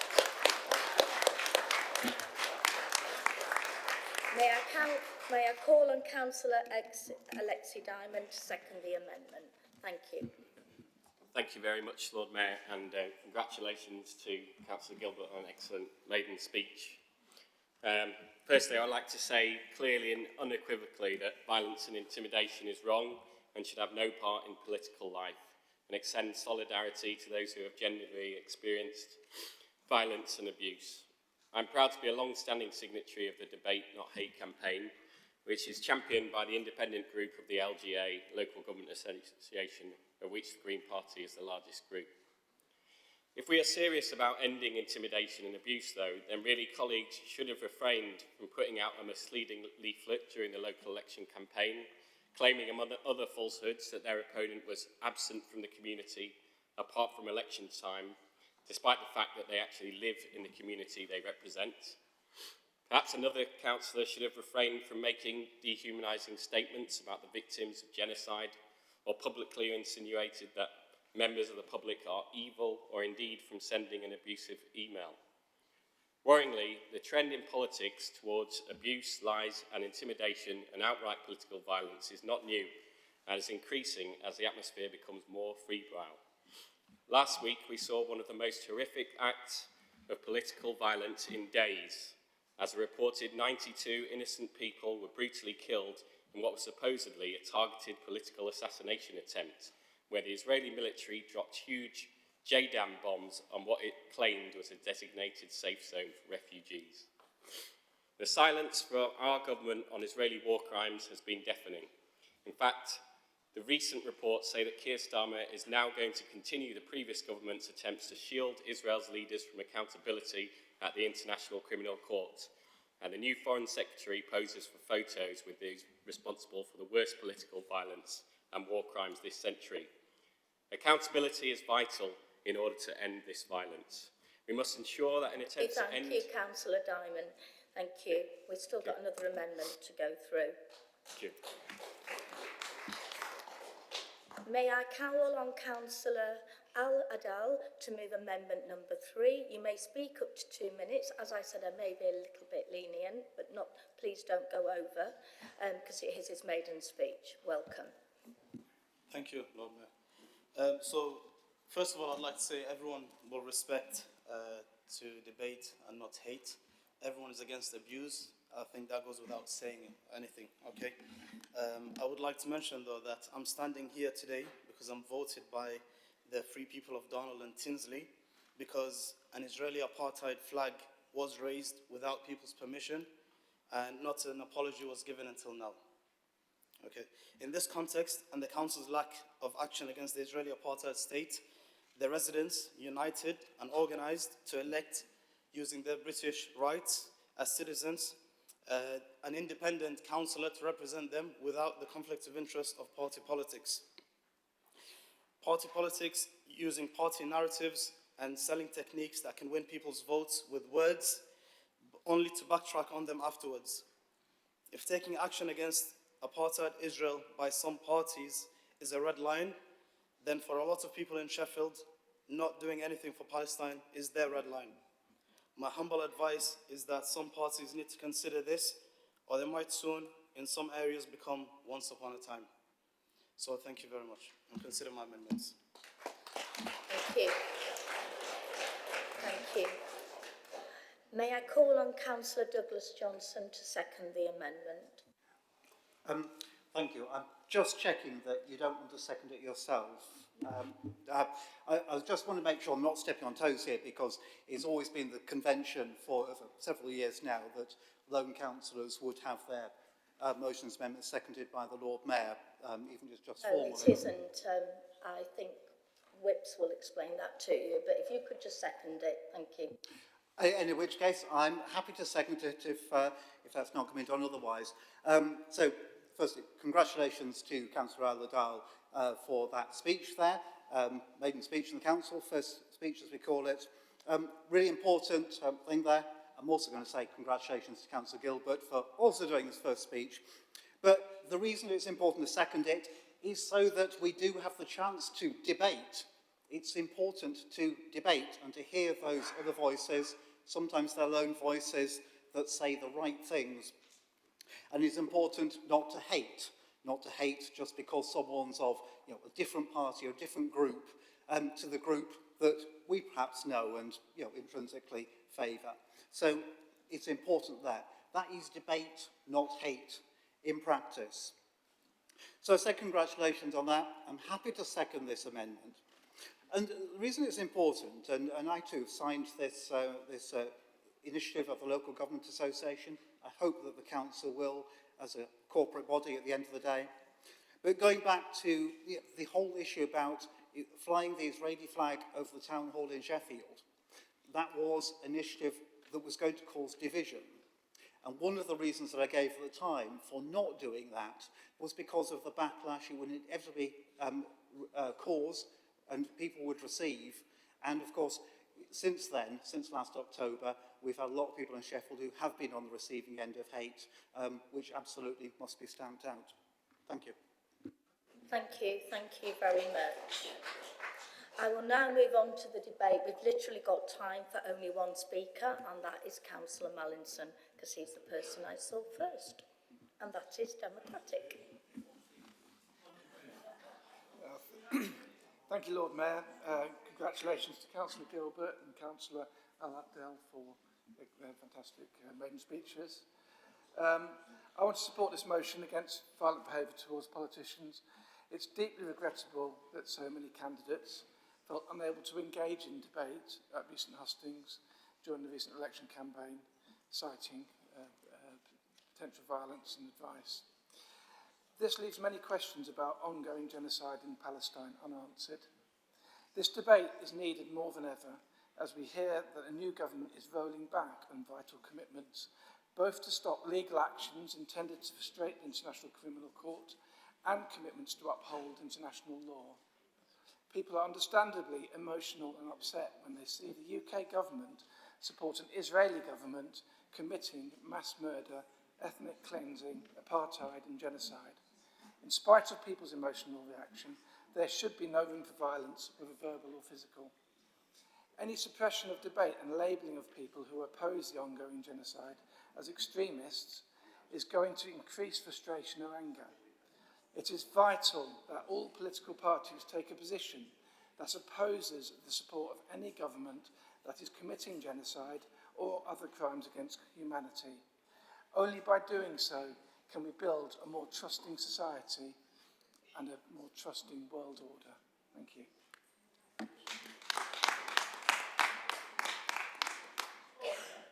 Just 1 second, yeah, but it's okay. I can see you both, yeah, Councillor Alston, yeah. Thank you, Lord Mayor. We would like to propose extending the debate on this motion for 15 minutes, if that is acceptable to Council. We say 2 speeches, that was one. Or 2 speeches.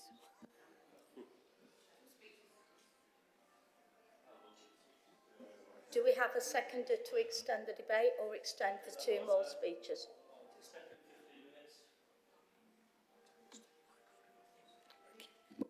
Turn the microphone Sorry, on here because there's too many on.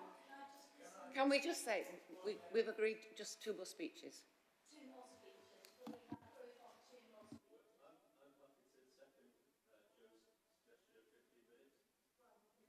It came that Councillor Alston said 15 minutes or 2 more speeches. I think we've withdrawn 15 minutes. Let's just make life simple, can we?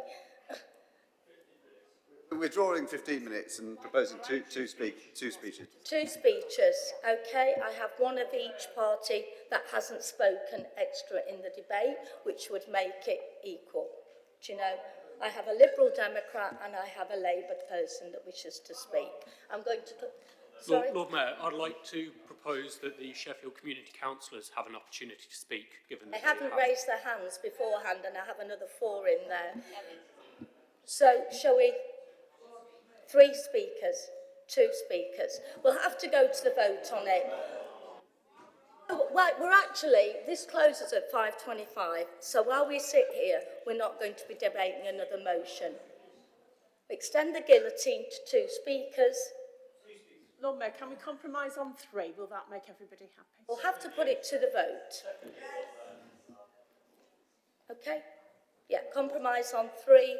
So I'll call in, I just need to have the name of the person from the community councillors, Councillor Fox. So it's Councillor Mohammed, Councillor Saeed, and then Councillor Fox. Can we please get on? Those are the 3 people I had down first. Sorry, Councillor Rooney, I'm going to move on. Thank you, Lord Mayor. I've had my hand up for several minutes while other people have butted in. Because your whip's just agreed that we're going on the 3 speakers. But I want to make a different contribution, if I may. The issue to me, this shows just how ludicrous the amount of time that we give to important issues. Please, Councillor Rooney, I just want to hear the debate because it's really important.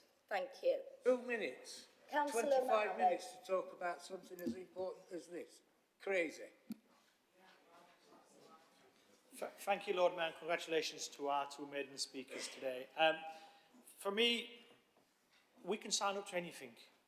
We can sign up to whatever motion, we can make whatever speeches. I think what's really important is not what we say, is what we do. And often it's what we do, not in here, because we're governed by officers and governed by cameras, it's what we do outside. And all I say to colleagues here, I've been here 20 years, and it's changed. We had robust conversations, we had some really huge issues like the Iraq war and everything, but things have changed. It's become nasty, it's become personal. And I tell you who's not signed up for this, the families of individuals that are sat in this chamber. And when you go to a local shop and the family members say, you know what, actually, it's time some people did better things than what they didn't sign up for this. And some people might think it's a great sport and actually film people outside polling stations when men surround people. And you can film me now, I'm looking at you. Yeah, I don't think it was a proud moment. Actually, that was a moment where you could have intervened and said, you know what, not in my name. Yeah, elections are fought, won and hard. And I think the chief exec needs to look at what actually happens outside polling stations. Because political parties are allowed to tell. And telling is when you stand outside and ask people if they're willing to give you their polling number. That's what that's about, nothing else. And to have, on some occasions, what's gone off. And there are things that have happened in the past. And all I'll say is we'll lose good people if people carry on behaving the way they are, and it'll be a sad day for democracy. I don't mind having a disagreement with people. You can have an political argument. We can do. We did it for many years, but when we get outside, there's no nastiness. But at the moment, it feels nasty, and you've got to change. So yes, I'm happy to sign up for anything, but I'll be judging you on your deeds, not on your words and what you sign up to here, okay? Thank you, Councillor Mohammed. Councillor Sayed.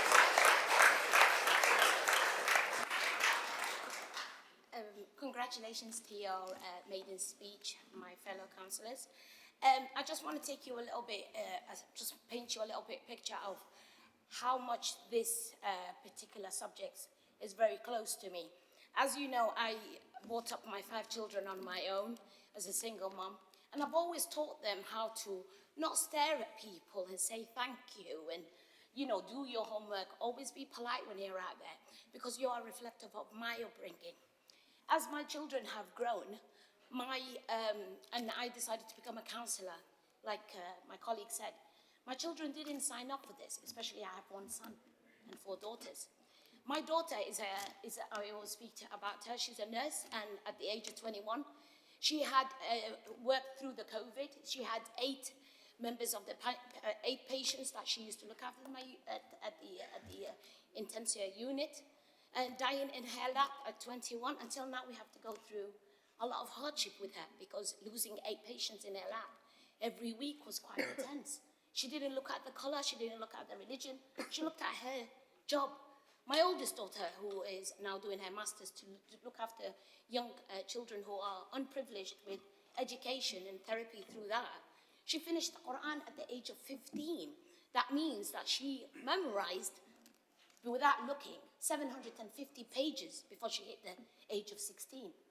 At these elections, I've been questioned by my faith, being called names. We fled war so we can come to our country and feel safe.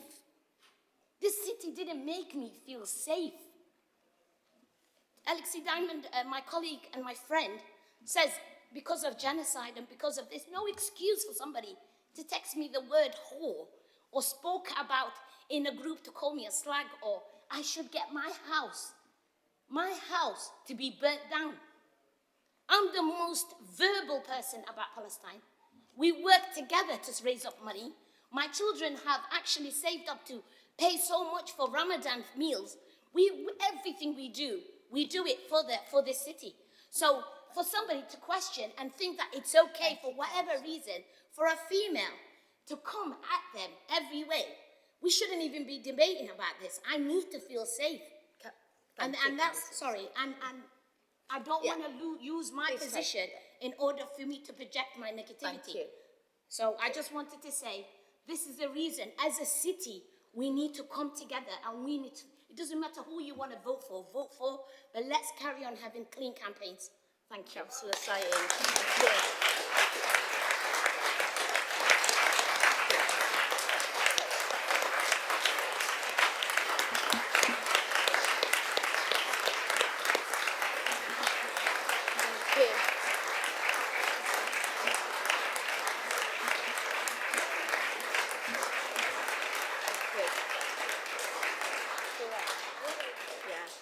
Thank you. Councillor Fox, I hope you understand why I let that run over a tiny little bit. Okay, thank you. Councillor Fox. Thank you, Lord Mayor. And if ever there was a reason to extend debating time, we've just heard it right now.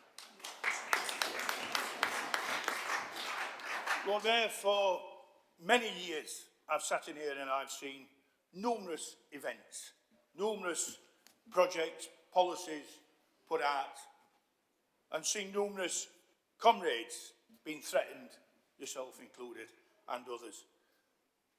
And yet we've seen powder chucked over the top. I got it on here with that banner other week. I got the other issues of the same public allowed in at the next meeting. And I personally asked officers, what are we going to do? Where was our risk assessment? Where was our health and safety?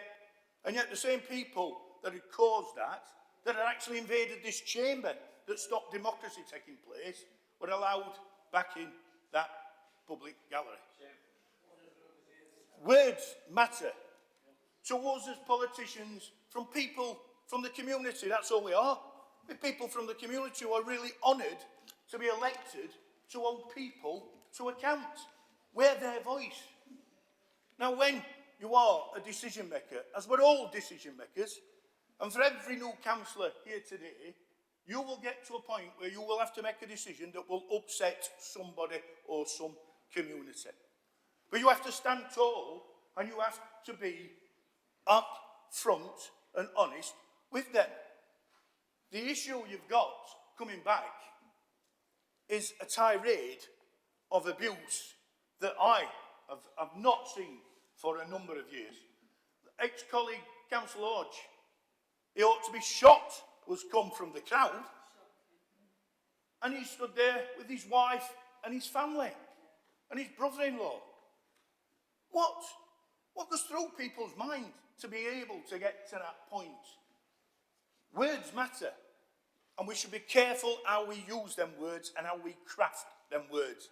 I have always said, Lord Mayor, go higher, don't go lower, go higher, put your point forward, and unfortunately sometimes the answer will be no. We must stand up and we must defend ourselves. If people will not Councillor sacrifice, Fox, I could get listen it, Lord to Mayor. you all day, but you know, honestly, I just agree with you. Thank you. Thank you. Okay, we've had our 3 speakers, we've had our 15 minutes, and I think they all needed to be heard.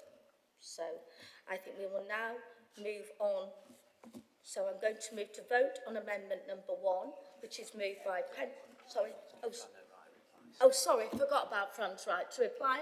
Oh, messed up, sorry. I was doing so well. Got carried away. Councillor BELBIN, your right to reply. Thank you. I will try and keep it brief. Can I first of all say thanks to everybody for extending that debate. I think that did show how important that is to us. Massive thank you to Councillor Saeed for sharing your personal experience, Councillor Fox as well. Those personal experiences matter incredibly, and I think it's really important for us to hear them in the chamber. Again, I really thank the Liberal Democrats for bringing their amendment and highlighting the importance of social media discourse and the political discourse there. I think that's a really important point. I want to congratulate Councillor Gilbert and Councillor Al-Ardi for their maiden speeches, although I am now going to respectfully disagree with the amendments that you have brought. What I did want to say was I think it showed by having that longer discussion that sometimes the sound bites don't cut it, do they? And I do feel that some of the points that are raised in those Green and independent amendments are really trying to cram into motions things that really need much longer discussion. When it comes to things like our electoral systems, the laws around protests, all those kinds of issues, I think we need to debate them properly and not just cram them in to an existing motion. So by all means, I'd encourage you to bring forth motions in future that properly explore those issues. But I'm urging colleagues not to support them in the form they're in today. The other thing I'd like to say quickly is, again, it's been really helpful to hear a full debate. Too often what we see out in politics today is those sound bites. I've seen all those things where things get clipped, they lose all their context. I worry a little bit that we might get some of that today when we look, some of the responses to this debate even will be, look at this half a sentence that came out of a debate. It's important that we have full debates that properly consider issues and have that proper, strong and robust debate. And, you know, I wish it did go without saying that there is no abuse of councillors and intimidation of councillors out there, but I think we all know from the contributions we've heard today that there is. So I urge you to support the motion, support the Lib Dem amendment. Thank you. Thank you, Councillor BELBIN. Right, I'm now back to where I should be. I'm now going to move to vote on the amendment number 1, moved by Councillor Pennybaker, which will be conducted using the electronic voting system unless we have unanimous support for the amendment. Is amendment number 1 agreed? Okay, so no need to voting. Okay. The amendment is carried unanimously. Phew. Okay. It's here, isn't it? Okay. I'm now going to move to the vote on amendment number 2, moved by Councillor Peter Gilbert, which will be conducted using the electronic voting system unless we have unanimous support for the amendment. Is amendment number 2 agreed? No. Okay, we have dissent. Okay. So with the vote, do I have a seconder for that? Do I need a seconder for that? No? Okay, we'll go to the electronic voting. Parts, in parts. Lord Mayor. Just give me 1 second, I just need to yeah, okay. Right, so I've had to go into 3 pages difference, so please bear with me. Okay, right. Okay, that's lovely. Yeah, could you tell me which parts? I'm just taking it slowly, sorry, but it's very in voting against Amendment 2, we're voting for F and J, Lord Mayor, thank you. Thank you very much. Okay, yes. Councillor Hurst. Thank you, Lord Mayor. Sorry to interrupt, but the format of the vote as it's set up today seems to be, it's the first time we've seen it, and it seems to be somewhat different. There's just for or against, there's no abstain. Is that intentional, and where was that agreed?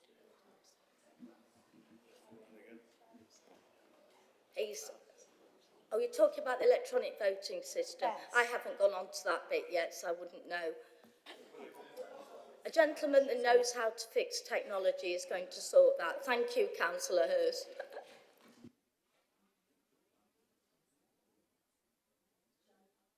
Thank you, Lord Mayor. In voting for this amendment, we are abstaining on 1I. We are, Councillor Turpin, we're still on the Green Amendment. We got distracted by the abstain for and against. Yeah. Anybody else on the Green Amendment? We're just going to wait for Councillor.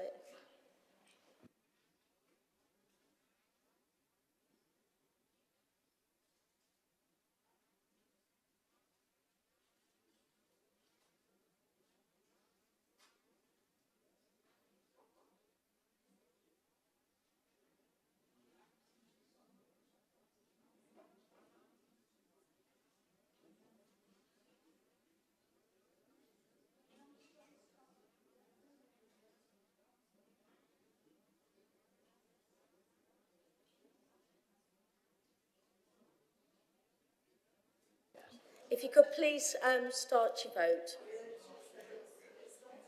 Yeah.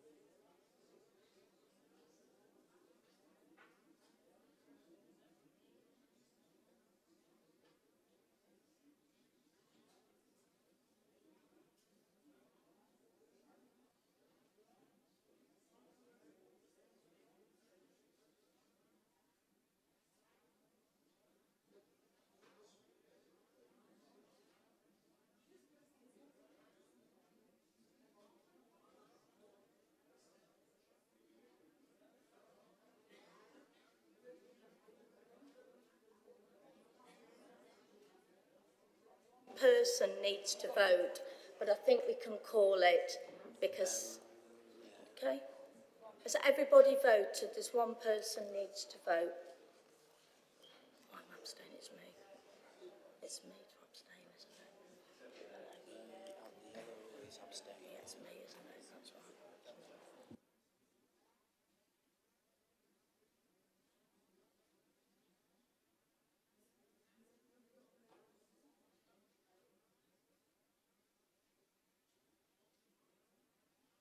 Has everybody cast the vote? We're still waiting for one. I have. Thank you for checking. This is very complicated.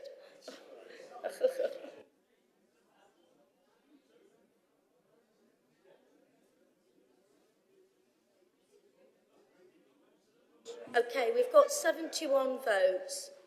The amendment is agreed. We've got 36 for, 29 against and 6 abstentions. Okay? That is carried. We are now on amendment number 3.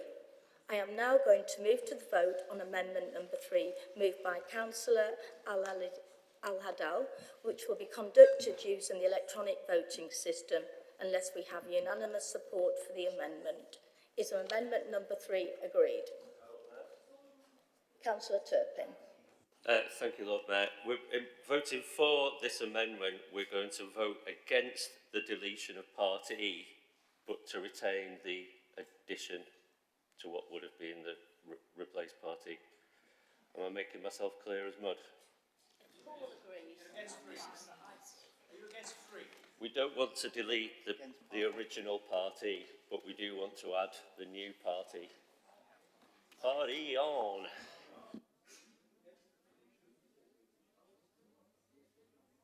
Normally you have to take the whole paragraph. Yeah. Yeah. Well, not according to the man that knows.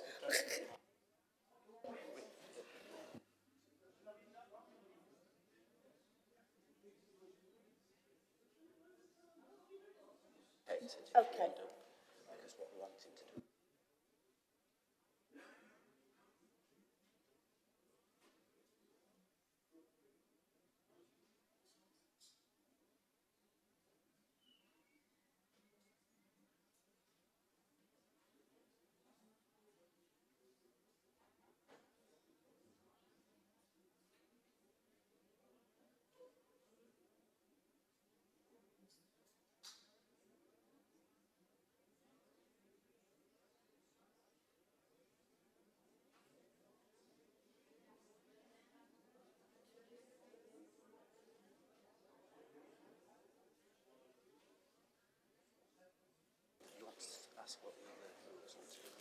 Can I ask what the other groups are going to do while Councillor Turpin thinks about what he's just been told? Thank you, Lord Mayor. In voting against this amendment, we'll be voting for clauses 2 and 4. Okay.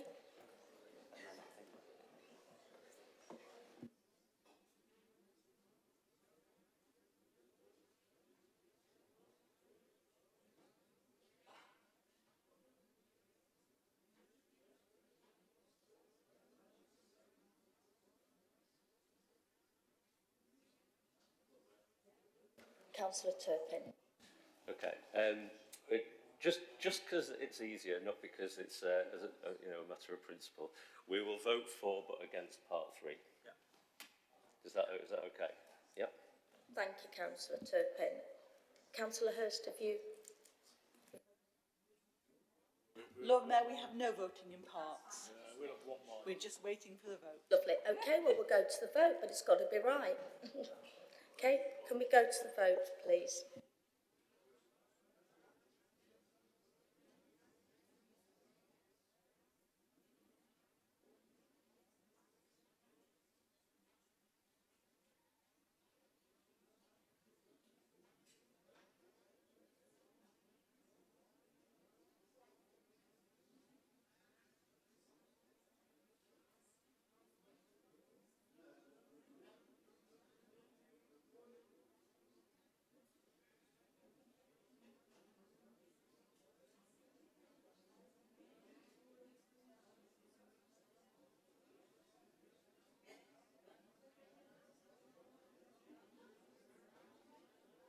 Thank you. The outcome is that the amendment is carried in parts. Part 2 and 4 are carried, 1 and 3 are lost. We now move on to the substantive motion, which is be conducted using electronic voting system unless we have unanimous support for the motion. Is the substantive motion agreed? Yeah, I will take in parts. Okay, Yeah. do you want it? Okay. So in voting for the substantive motion, we're still against any amendment parts that we previously voted against, should they have been carried. Yes. Okay. So should we take silence as, or do we want it as recorded? Take silence? No, I think recorded. In order for that vote to be recorded and published, we need to vote. We need electronic vote in order for it to be published. Okay, if we could use that vote. Thank you.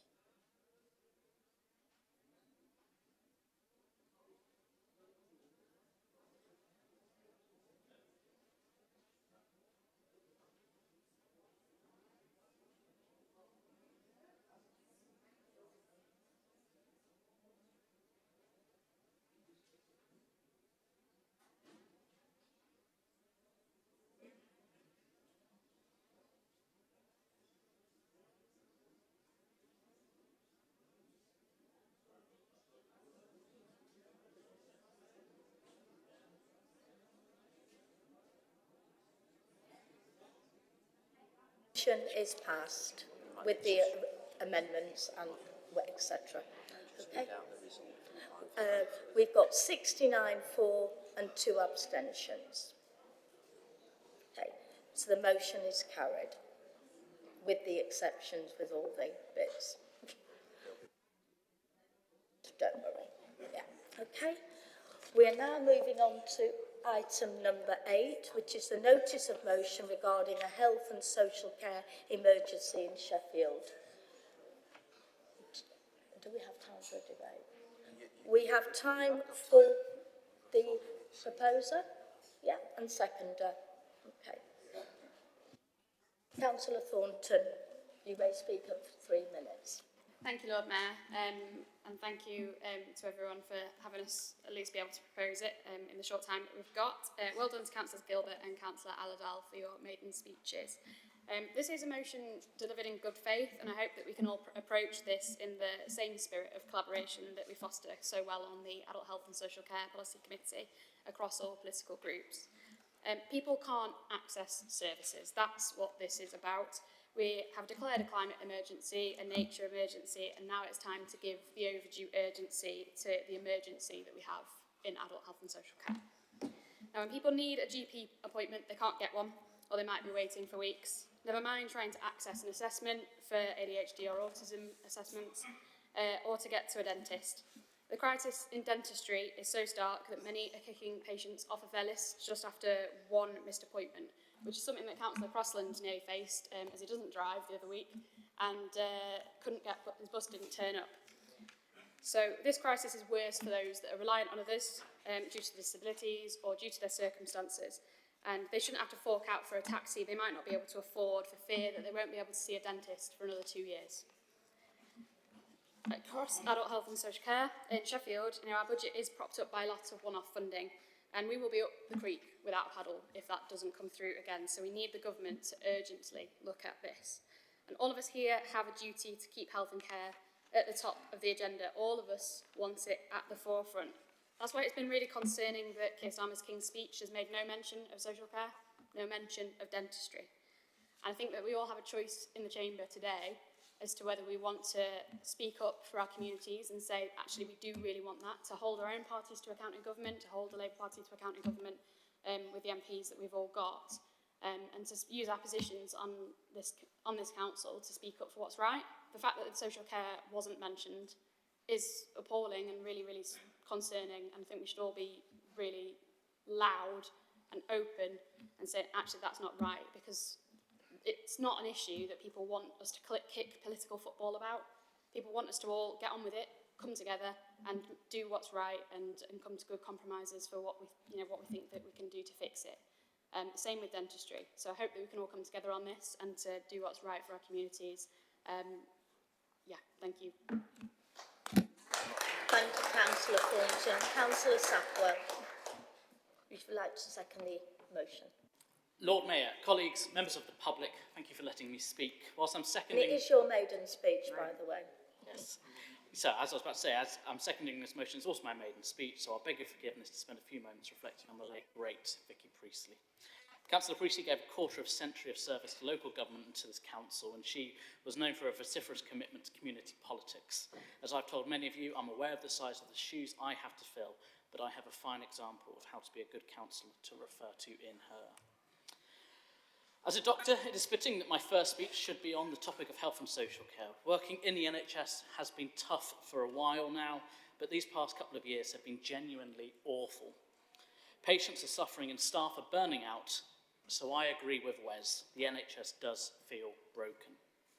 We in the NHS are sick of being the political football. We won't tolerate talk with no action. Nationally, the mandate is clear. The public voted very efficiently to oust the Tories. Labour, the Lib Dems and the Greens have all benefited from this, and cross-party congratulations are in order. So now the public expect us to work together to fix the country, and health is at the top of their agenda. Issues like social care, funding are so big they require cross-party collaboration. So I agreed with Wes when he directly referenced the positive visions the Lib Dems have set out for social care, and I welcome the majority of Labour's amendment, which is helpful and broadly aligned with Lib Dem health and social care policy. Which is why I'm sad to see that you've suggested deleting one of our key points of the motion. I agree with Wes Streeting when he says that the rules around the additional roles and reimbursement scheme need reviewing. Political decisions of the previous government are preventing primary care providers in Sheffield from employing doctors despite money being available. We are in the ridiculous situation whereby fully qualified GPs are facing unemployment in Sheffield, whilst patients are struggling to get an appointment. We want to add our cross-party support to the Health Secretary to review this, as it represents a potential quick win, not just for the government, not just for NHS GPs, but for patients. So I urge Labour members to reconsider deleting the clause regarding the ARRS rules. The money's there, it's got the backing of your Health Secretary, and the public of Sheffield will be expecting you to take the quick wins to help them see their GP. I commend this motion to all members and urge you, as a doctor, to not delete that point. Thank you. Thank you, Councillor SAPWELL. Thank you. We will not be having time to go to speaking on the amendment, so we'll be doing that formally. So there are two proposed amendments, and these are numbers 4 and 5 on the list of amendments circulated at the meeting. May I call on Councillor McLean to formally move the amendment number 4? Formally moved, Lord Mayor. Thank you. Thank you. May I call on Councillor Milson to formally second the amendment? Formally seconded, Lord Mayor. Thank you. May I call on Councillor Angela Argenzio to move amendment number 5 formally, please? Formally, Lord Mayor. May I call on Councillor Henry Nottage to second the amendment formally? Formally, Lord Mayor. I am now going to move to the vote on the amendment number 4, moved by Councillor Laura McLean, which will be conducted using the electronic voting system unless we have unanimous support for the amendment. Is amendment, I can see dissent straight away. Okay, Councillor Turpin. Thank you, Lord Mayor. Voting for this amendment but against part 2. Thank you, Lord Mayor. In voting for this amendment, we'll be voting against parts 1 and 2.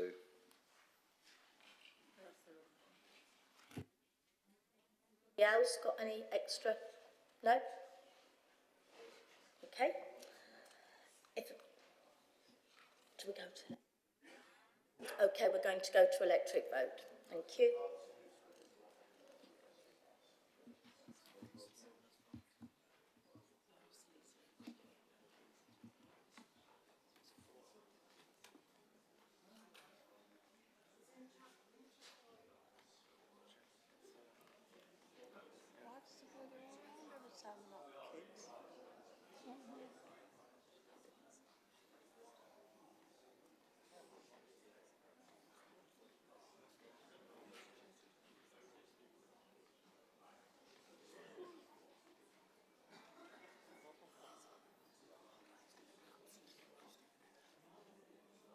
Still, there's one person not doing it right every time.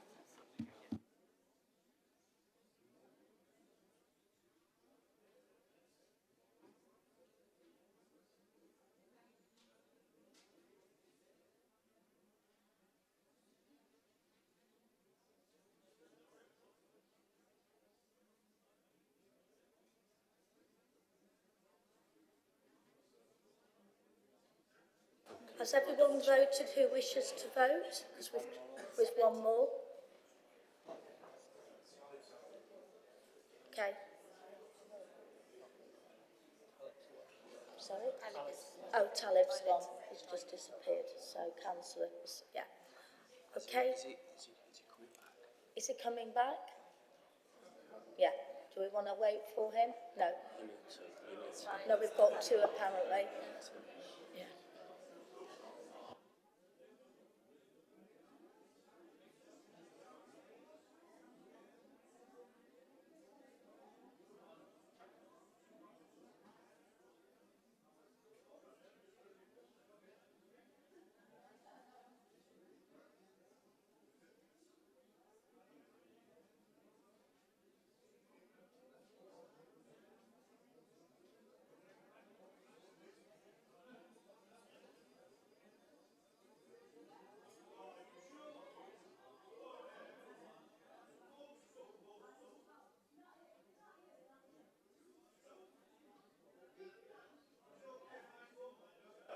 Just 1 second. I extended the debate. I let people go over.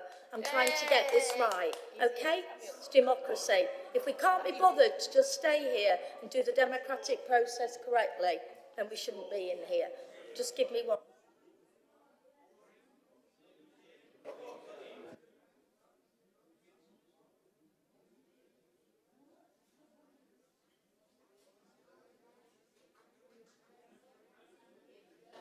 Okay, the amendment is carried 71. Okay, thank you. I'm now going to move to the vote on amendment number 5 by Councillor Angela Argenzio, which will be conducted using the electronic voting system unless we have unanimous support for the amendment. Is amendment 5 agreed? I will take silence. Okay, thank you. Sorry, it's very difficult to look at the whole room. Thank you. Councillor Milsom. Voting in parts, Lord Mayor. So amendment number 5 in voting for, we are against 2, for parts 4 and 6 in 2, and abstaining on K and on 2.5. It's written down. It's exactly as I've written down. Lord Mayor, thank you. In voting for, we will be abstaining on 1L and voting against 2.4.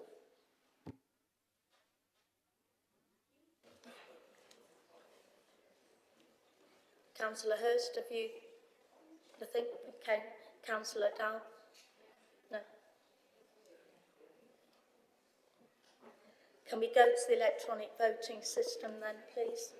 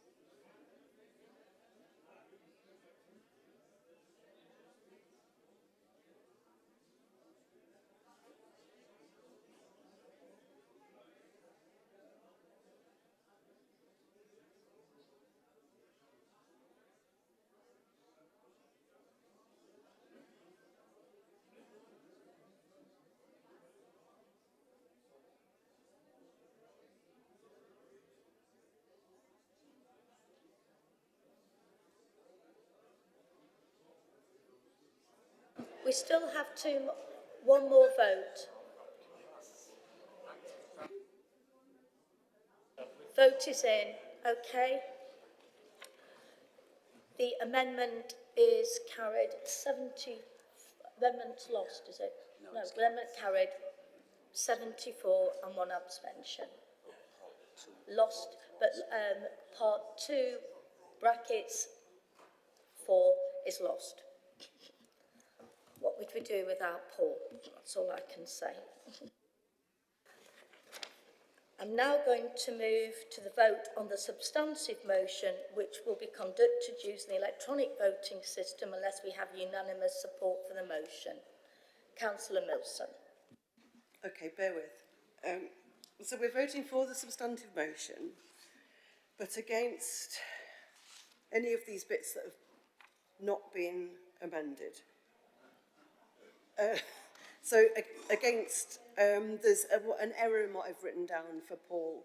We're against J, L parts 1 and 3, not 1 and 2, correcting what I've given to Paul, and M, and abstaining on H and L2 if any of those parts were not previously amended. Basically voting in line with our previous voting.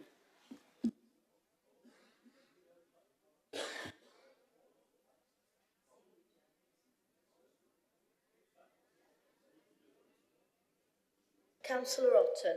Thank you, Lord Mayor. We're abstaining again on the clause 1L that we abstained on before, or in voting for. Thank you. Anybody else, anything to add? Part 2 of the Labour amendment. Yeah. No, it's very, no, I'm learning loads. I'm putting it together. Thank you. No, thank you. No, everything. Okay. Carrying on Amendment 4. Is the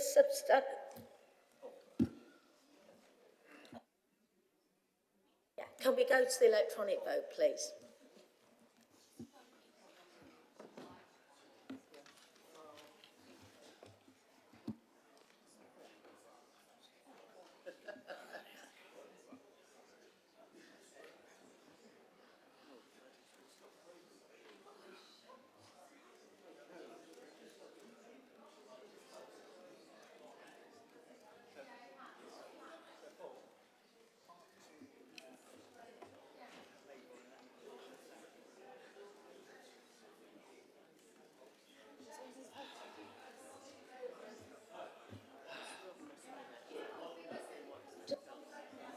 Sorry, Councillor Turpin. What? What's we talking about? Oh, it's just... Sorry, Lord Mayor. I asked for guidance about what fell, something that fell in the amendments, and Democratic Services said that it had fell, but now I'm being told that it didn't fall, which would change our voting intentions for the substantive motion. Oh. We're fine. So we don't want to delete. What I announced was that it had carried, but that item had fallen. No, we're on about the amendment before. Okay. Amendment number 4 was carried.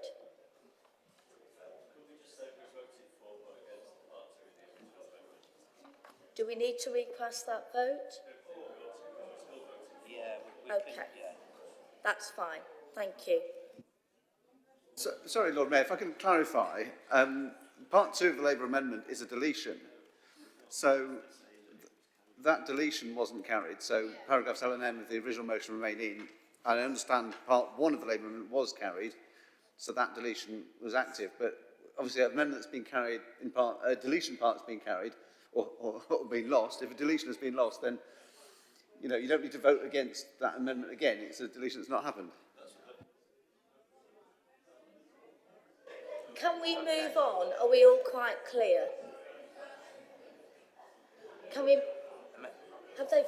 Yes, okay. I'm going to give you the numbers, okay? The substantive motion was passed, 69, 1 abstention.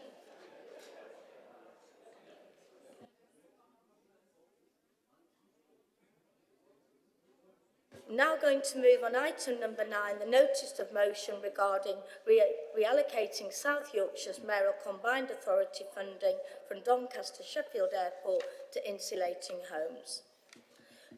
Councillor Turpin. Formally proposed.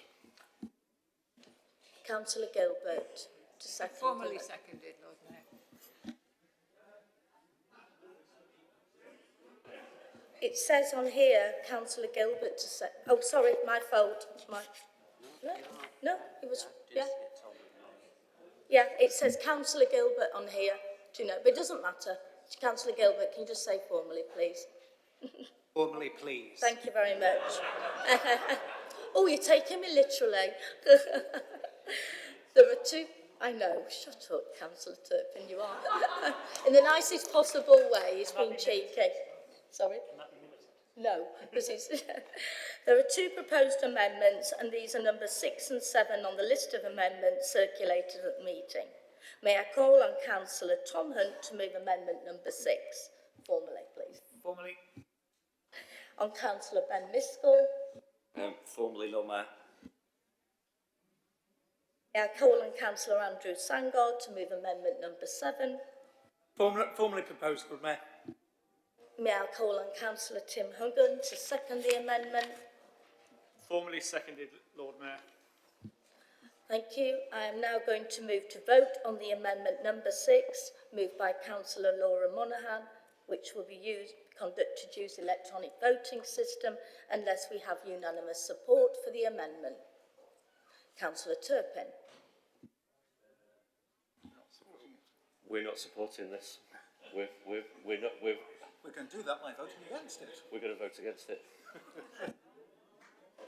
Thank you, Councillor Turpin. So we're going to go to the electronic vote. Can we go to the electronic vote, please?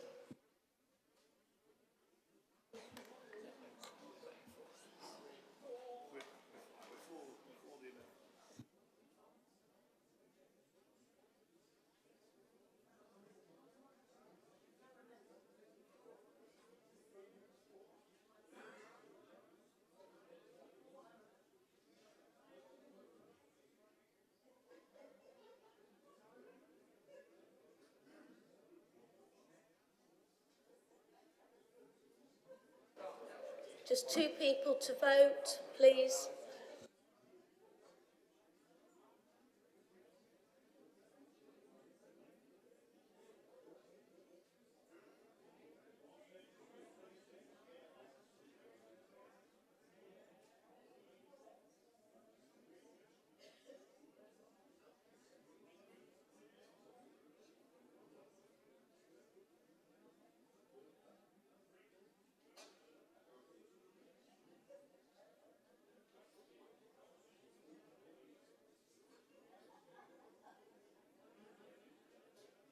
We're still waiting for 2 more to vote. I'm conscious of time, but I don't want to shut democracy down.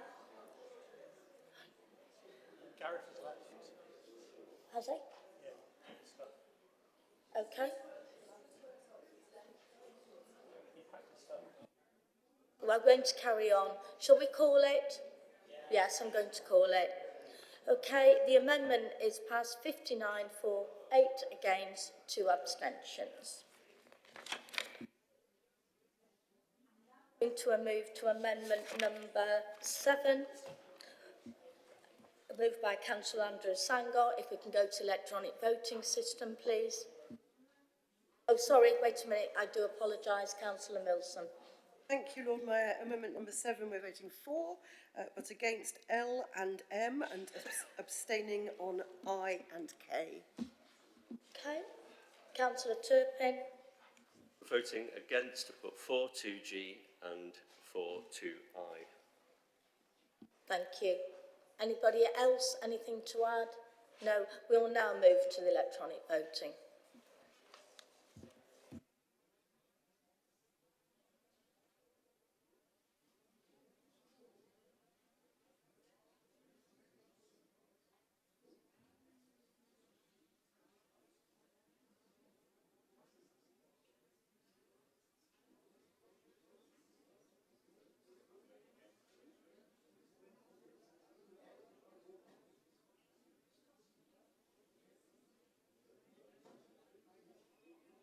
Okay, we have the number.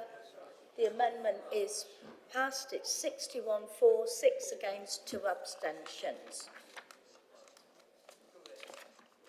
We're now going to move to vote on the substantive, which will be conducted using an electronic voting system unless we have unanimous support for the motion. Councillor Milson.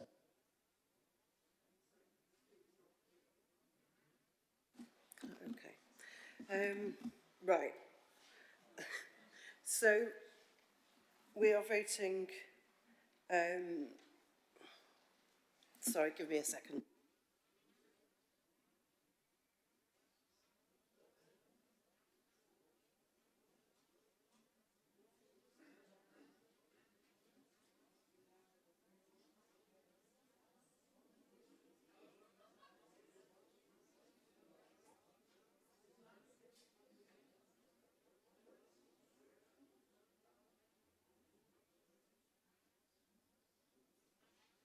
Do any of the whips want to come forward while Councillor Milson?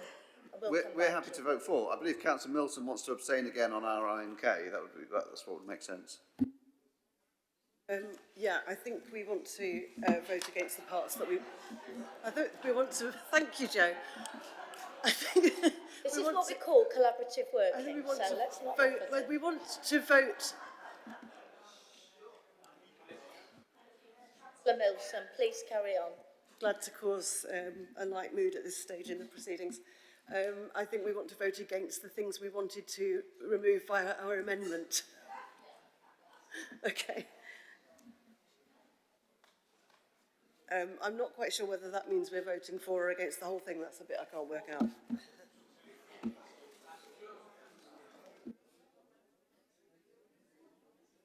Can we go to the electronic vote, please?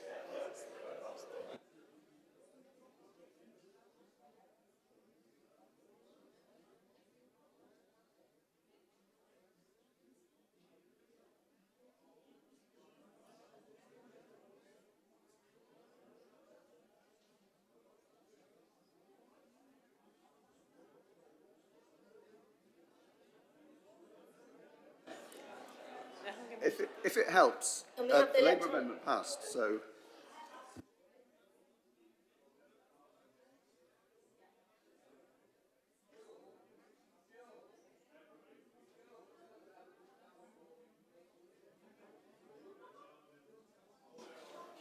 It would be helpful if you could recap what's passed and what hasn't. I'm terribly sorry.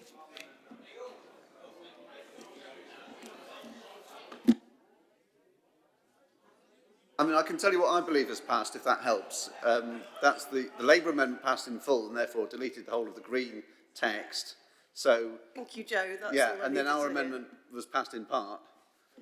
So that's all you've got to work with. You don't have to worry about the green text. That's all gone. Thank you. In which case, Paul has in writing any little bits that we still want to vote against. Thank you.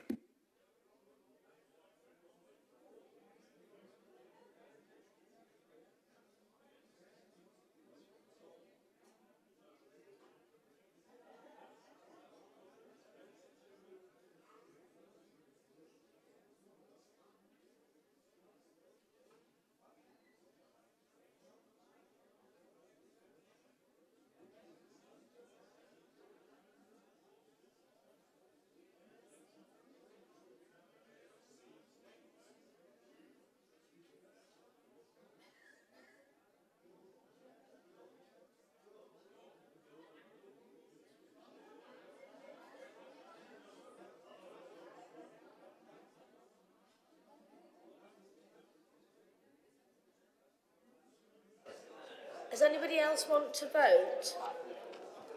No.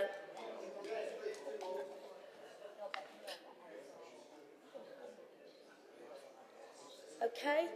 Shall I call it? Yeah. Okay. Amendment number 7, isn't it? Is it 7? It's a substantive, sorry. 58, 8 and 2. Okay. Thank you. And I'm just going to clarify for the amendment number 7, which was carried apart from L and M. Is that correct? Thank you. Item number 10, notice of motion regarding building homes and better managing housing stock to deal with the housing emergency and improve lives of Sheffield citizens. May I call on Councillor Dianne HURST to move the motion? Thank you, Lord Mayor. In moving this formally, can I ask for a drafting error which represented 1 year's figure, 10 years figures as 1 year's figures to be corrected? Thank you. Absolutely. Thank you very much. May I call on Councillor Gary Weatherall to second the motion? Formally second, Lord Mayor. There are 3 proposed amendments, and these are numbers 8, 9 and 10 on the list of amendments circulated at the meeting. May I call on Councillor Harrison Norris to move amendment number 8? Formally moved, Lord Mayor. Thank you, Councillor Norris. May I call on, it was Councillor Dale, who's seconding? Karen. Thank you. Councillor McGowan. Formally seconded, Lord Mayor. May I call on Councillor Sophie Thornton to move amendment number 9? Formally moved, Lord Mayor. May I call on Councillor Mike Levery to second the amendment?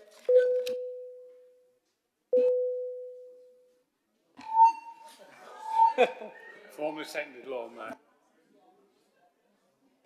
May I call on Councillor Douglas Johnson to move amendment number 10?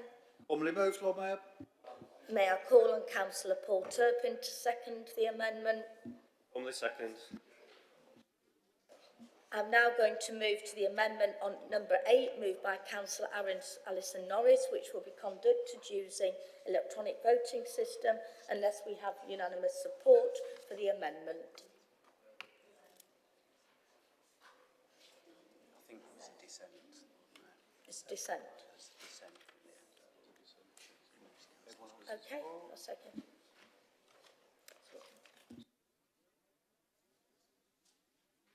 We're going to go to the vote. Can we go to the vote, please? I've just said, sorry, not. No, they just said not in parts, yeah. It's okay, but thank you for checking, because it's getting very late and it's very complicated with so many groups.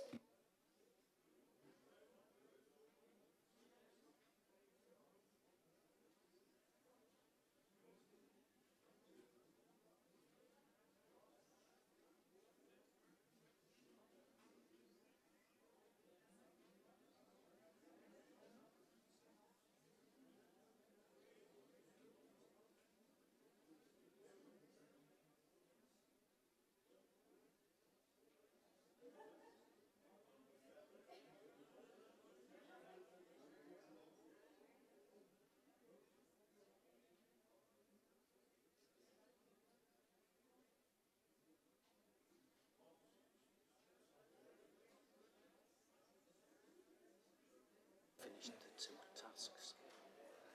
No, we've had somebody registered that's not voted again.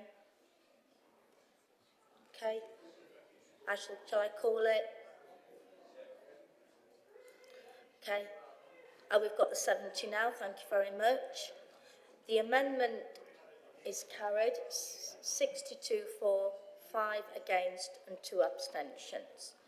I'm now going to move to the vote on the amendment number 9, moved by Councillor Thornton, which will be conducted using the electronic voting system unless we have unanimous support for the amendment. Councillor Turpin. Thanks, Lord Mayor. Voting for this, but against parts 1 and 2. Thank you. Voting for this amendment but against 3 and 4 part 6. Okay, thank you. Shall we move to the vote? Thank you.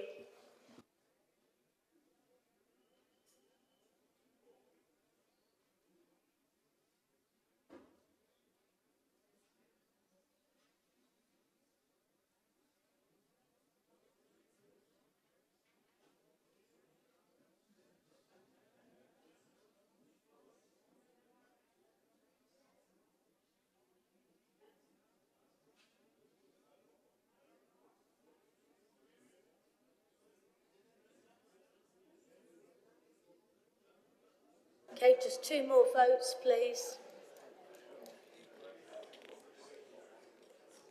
This is ridiculous. 2 more votes. 1 more. Somebody likes voting right at the end, don't they?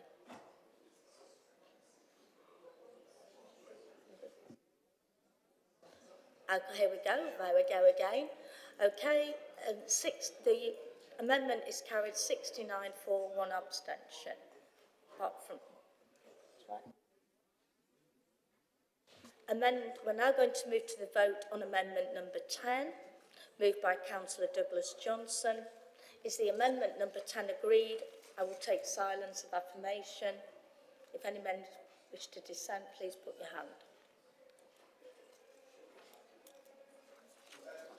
Okay, Councillor Otten. Thank you, Lord Mayor. In voting for, we are against E and abstaining on H.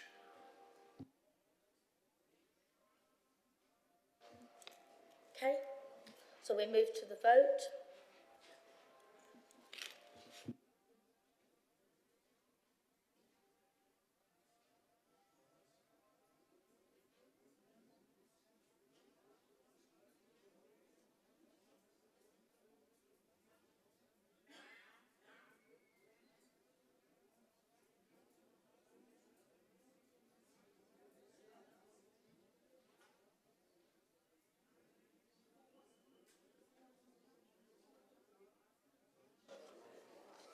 Okay, can we please cast our vote? It's not as if you have anything else to do.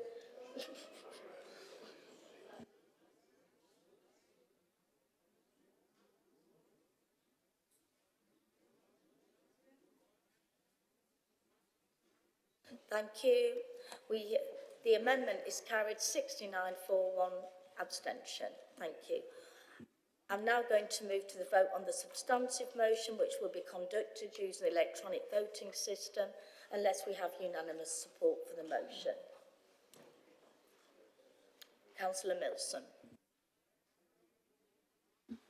We are voting for this, and I'm not sure whether you need these bits, but in case they're still there, against B, 4, C and D, which I think actually has been deleted. And we're against the addition of paragraph E. I think that was passed and we voted against it before, so we'll vote against it again now. In Amendment 9. Thank you, Councillor Milson. Councillor Otten. Thank you, Lord Mayor. So, in voting for, again, we're going to be voting against E in Amendment 10 and abstaining on H in Amendment 10. Thank you. Councillor Turpin.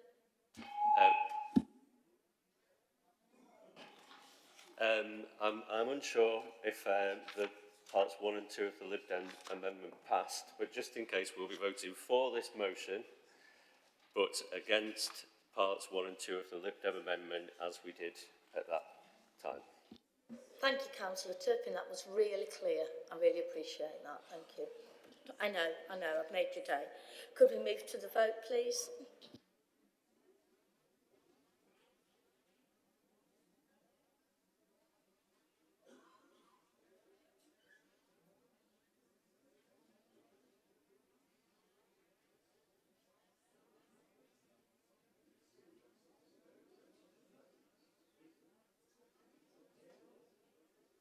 Come on, this person that seems to like to keep me waiting. Thank you. The substantive motion is carried 69 for, 1 against, with obviously all the little tweaks. Thank you. I'm now going to move on to the order of notice of motion number 11, which is order of notice of motion at council meetings. Gosh, that's a tongue twister. Okay, this item of business is to agree the order in which notice of motion will be listed on the council summons for the ordinary meetings of the council during the municipal year 2024 to 25, in accordance with council procedure rules 10.2b and c. A motion to agree the order in which notices of motion will be listed on the council summons for the remaining 5 ordinary meetings of the council in 2024 to 25 has been circulated at the meeting. There is one proposed amendment which is set out in the document. May I call on Councillor Paul Turpin to move the motion? Formally moved. May I call on Councillor Dianne Hurst to second the motion? Formally moved, Lord Mayor. May I call on Councillor Mary Lee to move the amendment? Formally moved, Lord Mayor. May I call on Councillor Fran BELBIN to second the amendment? Formally seconded, Lord Mayor. Thank you. I'm going to now move to the vote on the amendment moved by Councillor Mary Lee, which will be conducted using the electronic voting system unless we have unanimous support for the amendment. Councillor Otten. Thank you, Lord Mayor. Can we vote in parts, please? In voting against the amendment, we'll be voting for Part C. Thank you. Any more? For any more? Okay, we'll move to the vote.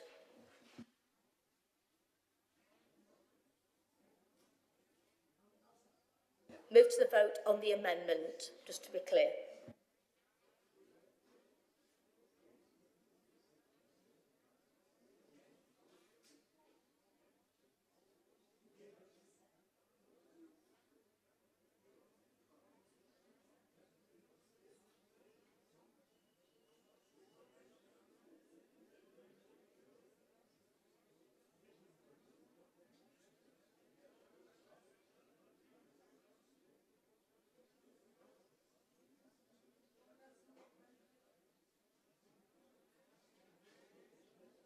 Okay, can we please, if you've not pressed, can you please vote?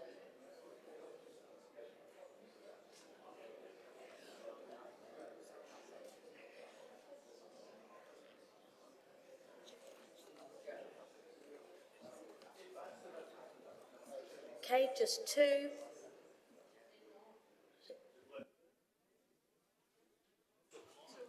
And Woolhouse has had to leave, Lord Mayor. Sorry? Who said that? Councillor Okay. Thornton has had to leave. Okay, shall we go ahead to the vote? Okay, the amendment is lost. That is 28 for, 38 against and 1 abstention.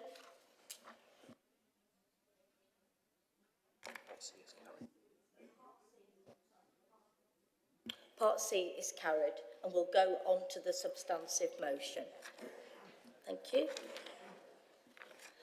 We're now going to move to the vote on the substantive motion, which will be conducted using the electronic voting system unless we have unanimous support for the motion. Is the substantive motion agreed?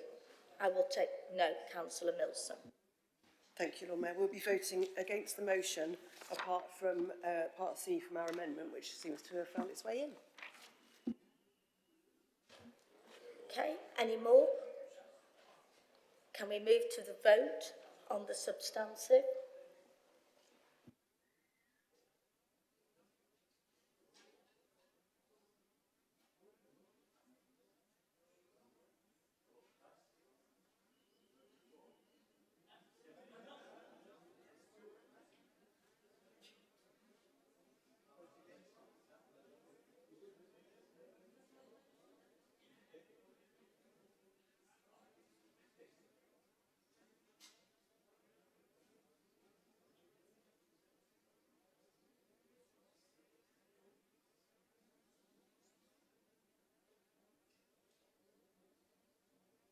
Just 2 more. I think somebody else has left.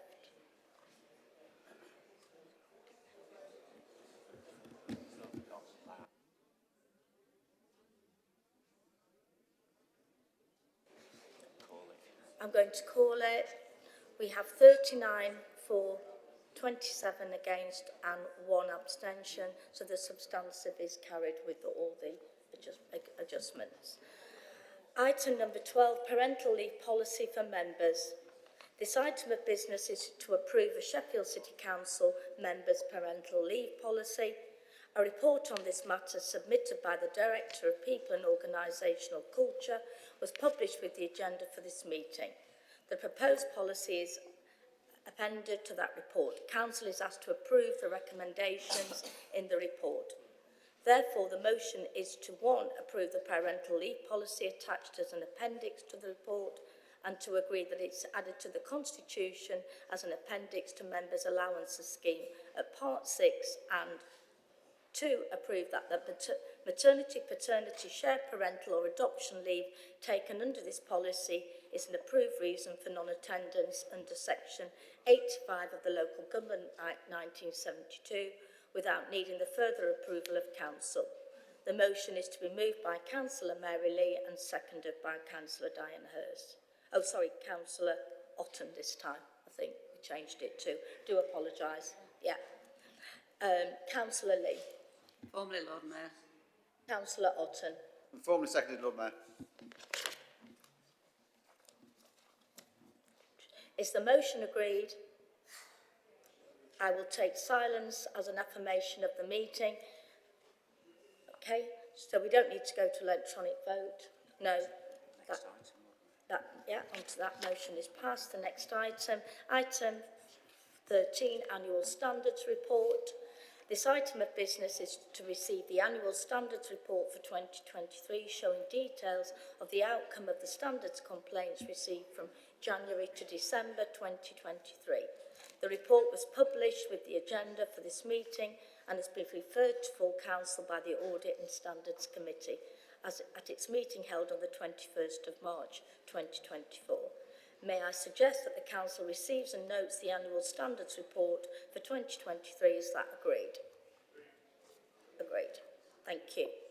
Item number 14, changes to the remit of the Finance Committee. This item of business is to approve the recommendations made by the Governance Committee at the meeting held on the 11th of July 2024, relating to proposed amendments to the remit of the Finance Committee. A report of the General Council setting out the Governance Committee's recommendations was circulated to members of the Council and published on the Council's website on Thursday. A few copies are available in the chamber. The motion is to 1. Approve that the Finance Committee be re-established as a Finance and Performance Policy Committee, retaining the same membership, and 2. Approve the changes to Part 3.3.1 of the Constitution as outlined in the report to the Governance Committee and set out in the appendix to that report. The motion is to be moved by Councillor FRAN BELBIN, the Chair of the Governance Committee, and seconded by Councillor Sue Alton, the Deputy Chair. Councillor BELBIN. Formally, Lord Mayor. Councillor Alston. Formally seconded, Lord Mayor. Is the motion agreed? I will take silence as the affirmation of the meeting. If any member wishes to speak, wishes to dissent, please raise your hand. Please don't speak. Okay. That's all right. Okay, that motion is carried.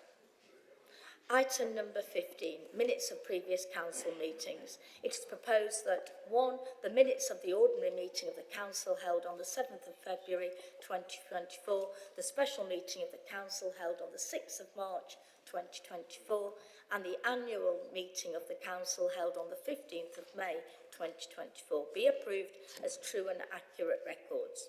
And 2. Approval be given for a note of explanation to be added to the minutes of the meeting on the 6th of March 2024. At the end of section 4.3.2, public questions from Russell Johnson in the term set out on the agenda published for this meeting. Is that motion formally moved? Councillor Mary Lee. Formally, Lord Mayor. Is that motion formally seconded? Lord Mayor. The motion is carried. Item number 16, membership of council bodies representatives to serve on other bodies and related issues. A motion has been circulated at the meeting asking the council, 1, to note the changes made to the memberships of the committees and other council bodies, the appointment of representatives to serve on external bodies and related issues, and 2, approve further changes to memberships and appointments. There are no proposed amendments, but we need to appoint councillors Paul Turpin, Marianne Elliott, Brian Holmshaw as sub-members of the Strategy and Resources Policy Committee. In addition, in relation to the 4 external bodies, appointments have not been able to be confirmed due to more nominations having been received than there are places available. The bodies in question and the nominations received are listed at the end of the motion circulated at the meeting. We need to conduct a vote on each of these appointments, and we will do this after approving the motion. I do also need to add, on the previous one, we need to add Tim Huggan is to replace Penny Baker as a substitute member of the Planning and Highways Committee. There wasn't enough room for me to write it on there, so I apologise. So going back to approval of the motion, may I call on Councillor Mary Lee to move the motion? Formally, Lord Mayor. Councillor Joe Otten. Formally seconded, Lord Mayor. We shall now move to the vote on the motion. Is the motion agreed? I will take silence as affirmation of the meeting. Okay, that's fine. Okay. That's okay. Okay, thank you. Appointment to certain bodies. The motion was carried, by the way. The following nominations for appointment have been submitted by the relevant political group whips. Learning Disabilities Partnership Board, 1 place, Councillor Gail Smith is candidate 1. Yeah, sorry. Thank you, Lord Mayor. The Green Group will withdraw Angela Argencio and Marianne Elliott's nominations for those boards.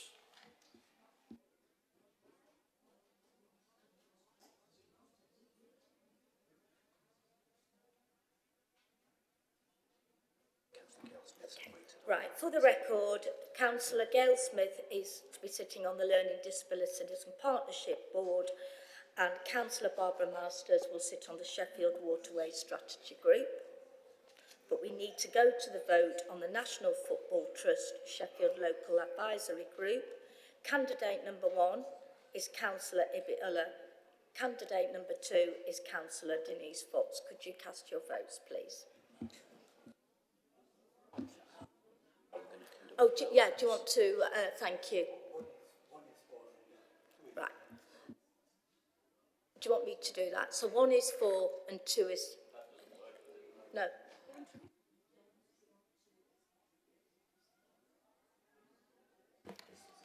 Okay, thank you, Lord Mayor. So in voting for these positions, there are 2 candidates for each of them. In both of these votes, candidate 1 you will vote in favour of by voting with your for button, so the green button. If you are voting in favour of candidate 2, use the red button, the against button. So disregard party colours. Candidate 1 in the first of these votes will be Councillor IBBY.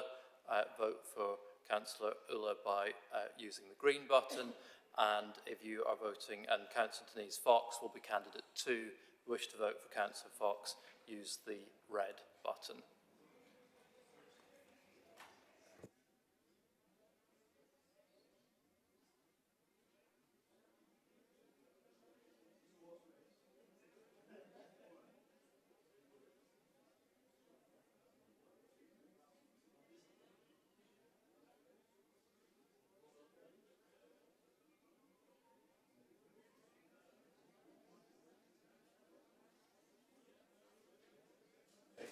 Okay, we have a vote. Councillor Denise Fox, which is candidate number 2.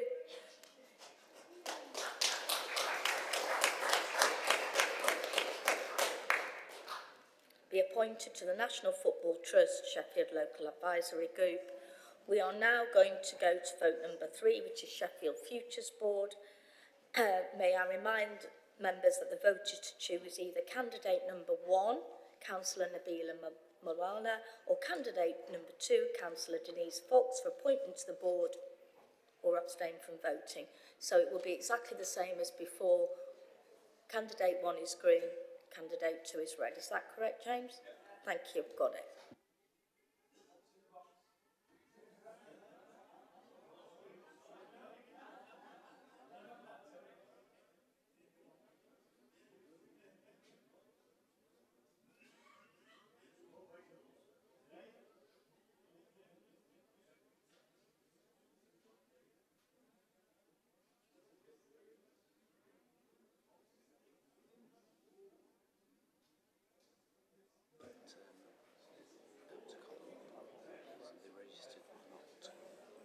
Two to vote. I'm not voting, don't forget.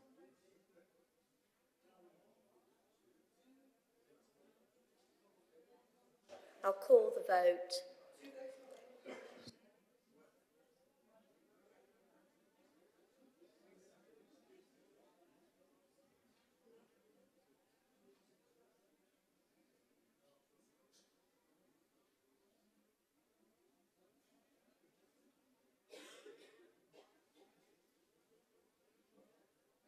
Okay.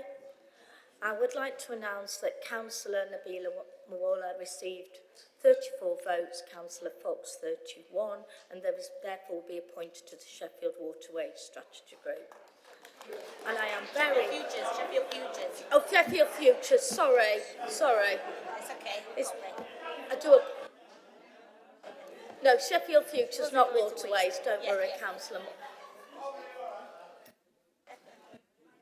Extremely pleased to announce that concludes today's business. Thank you all for your attendance.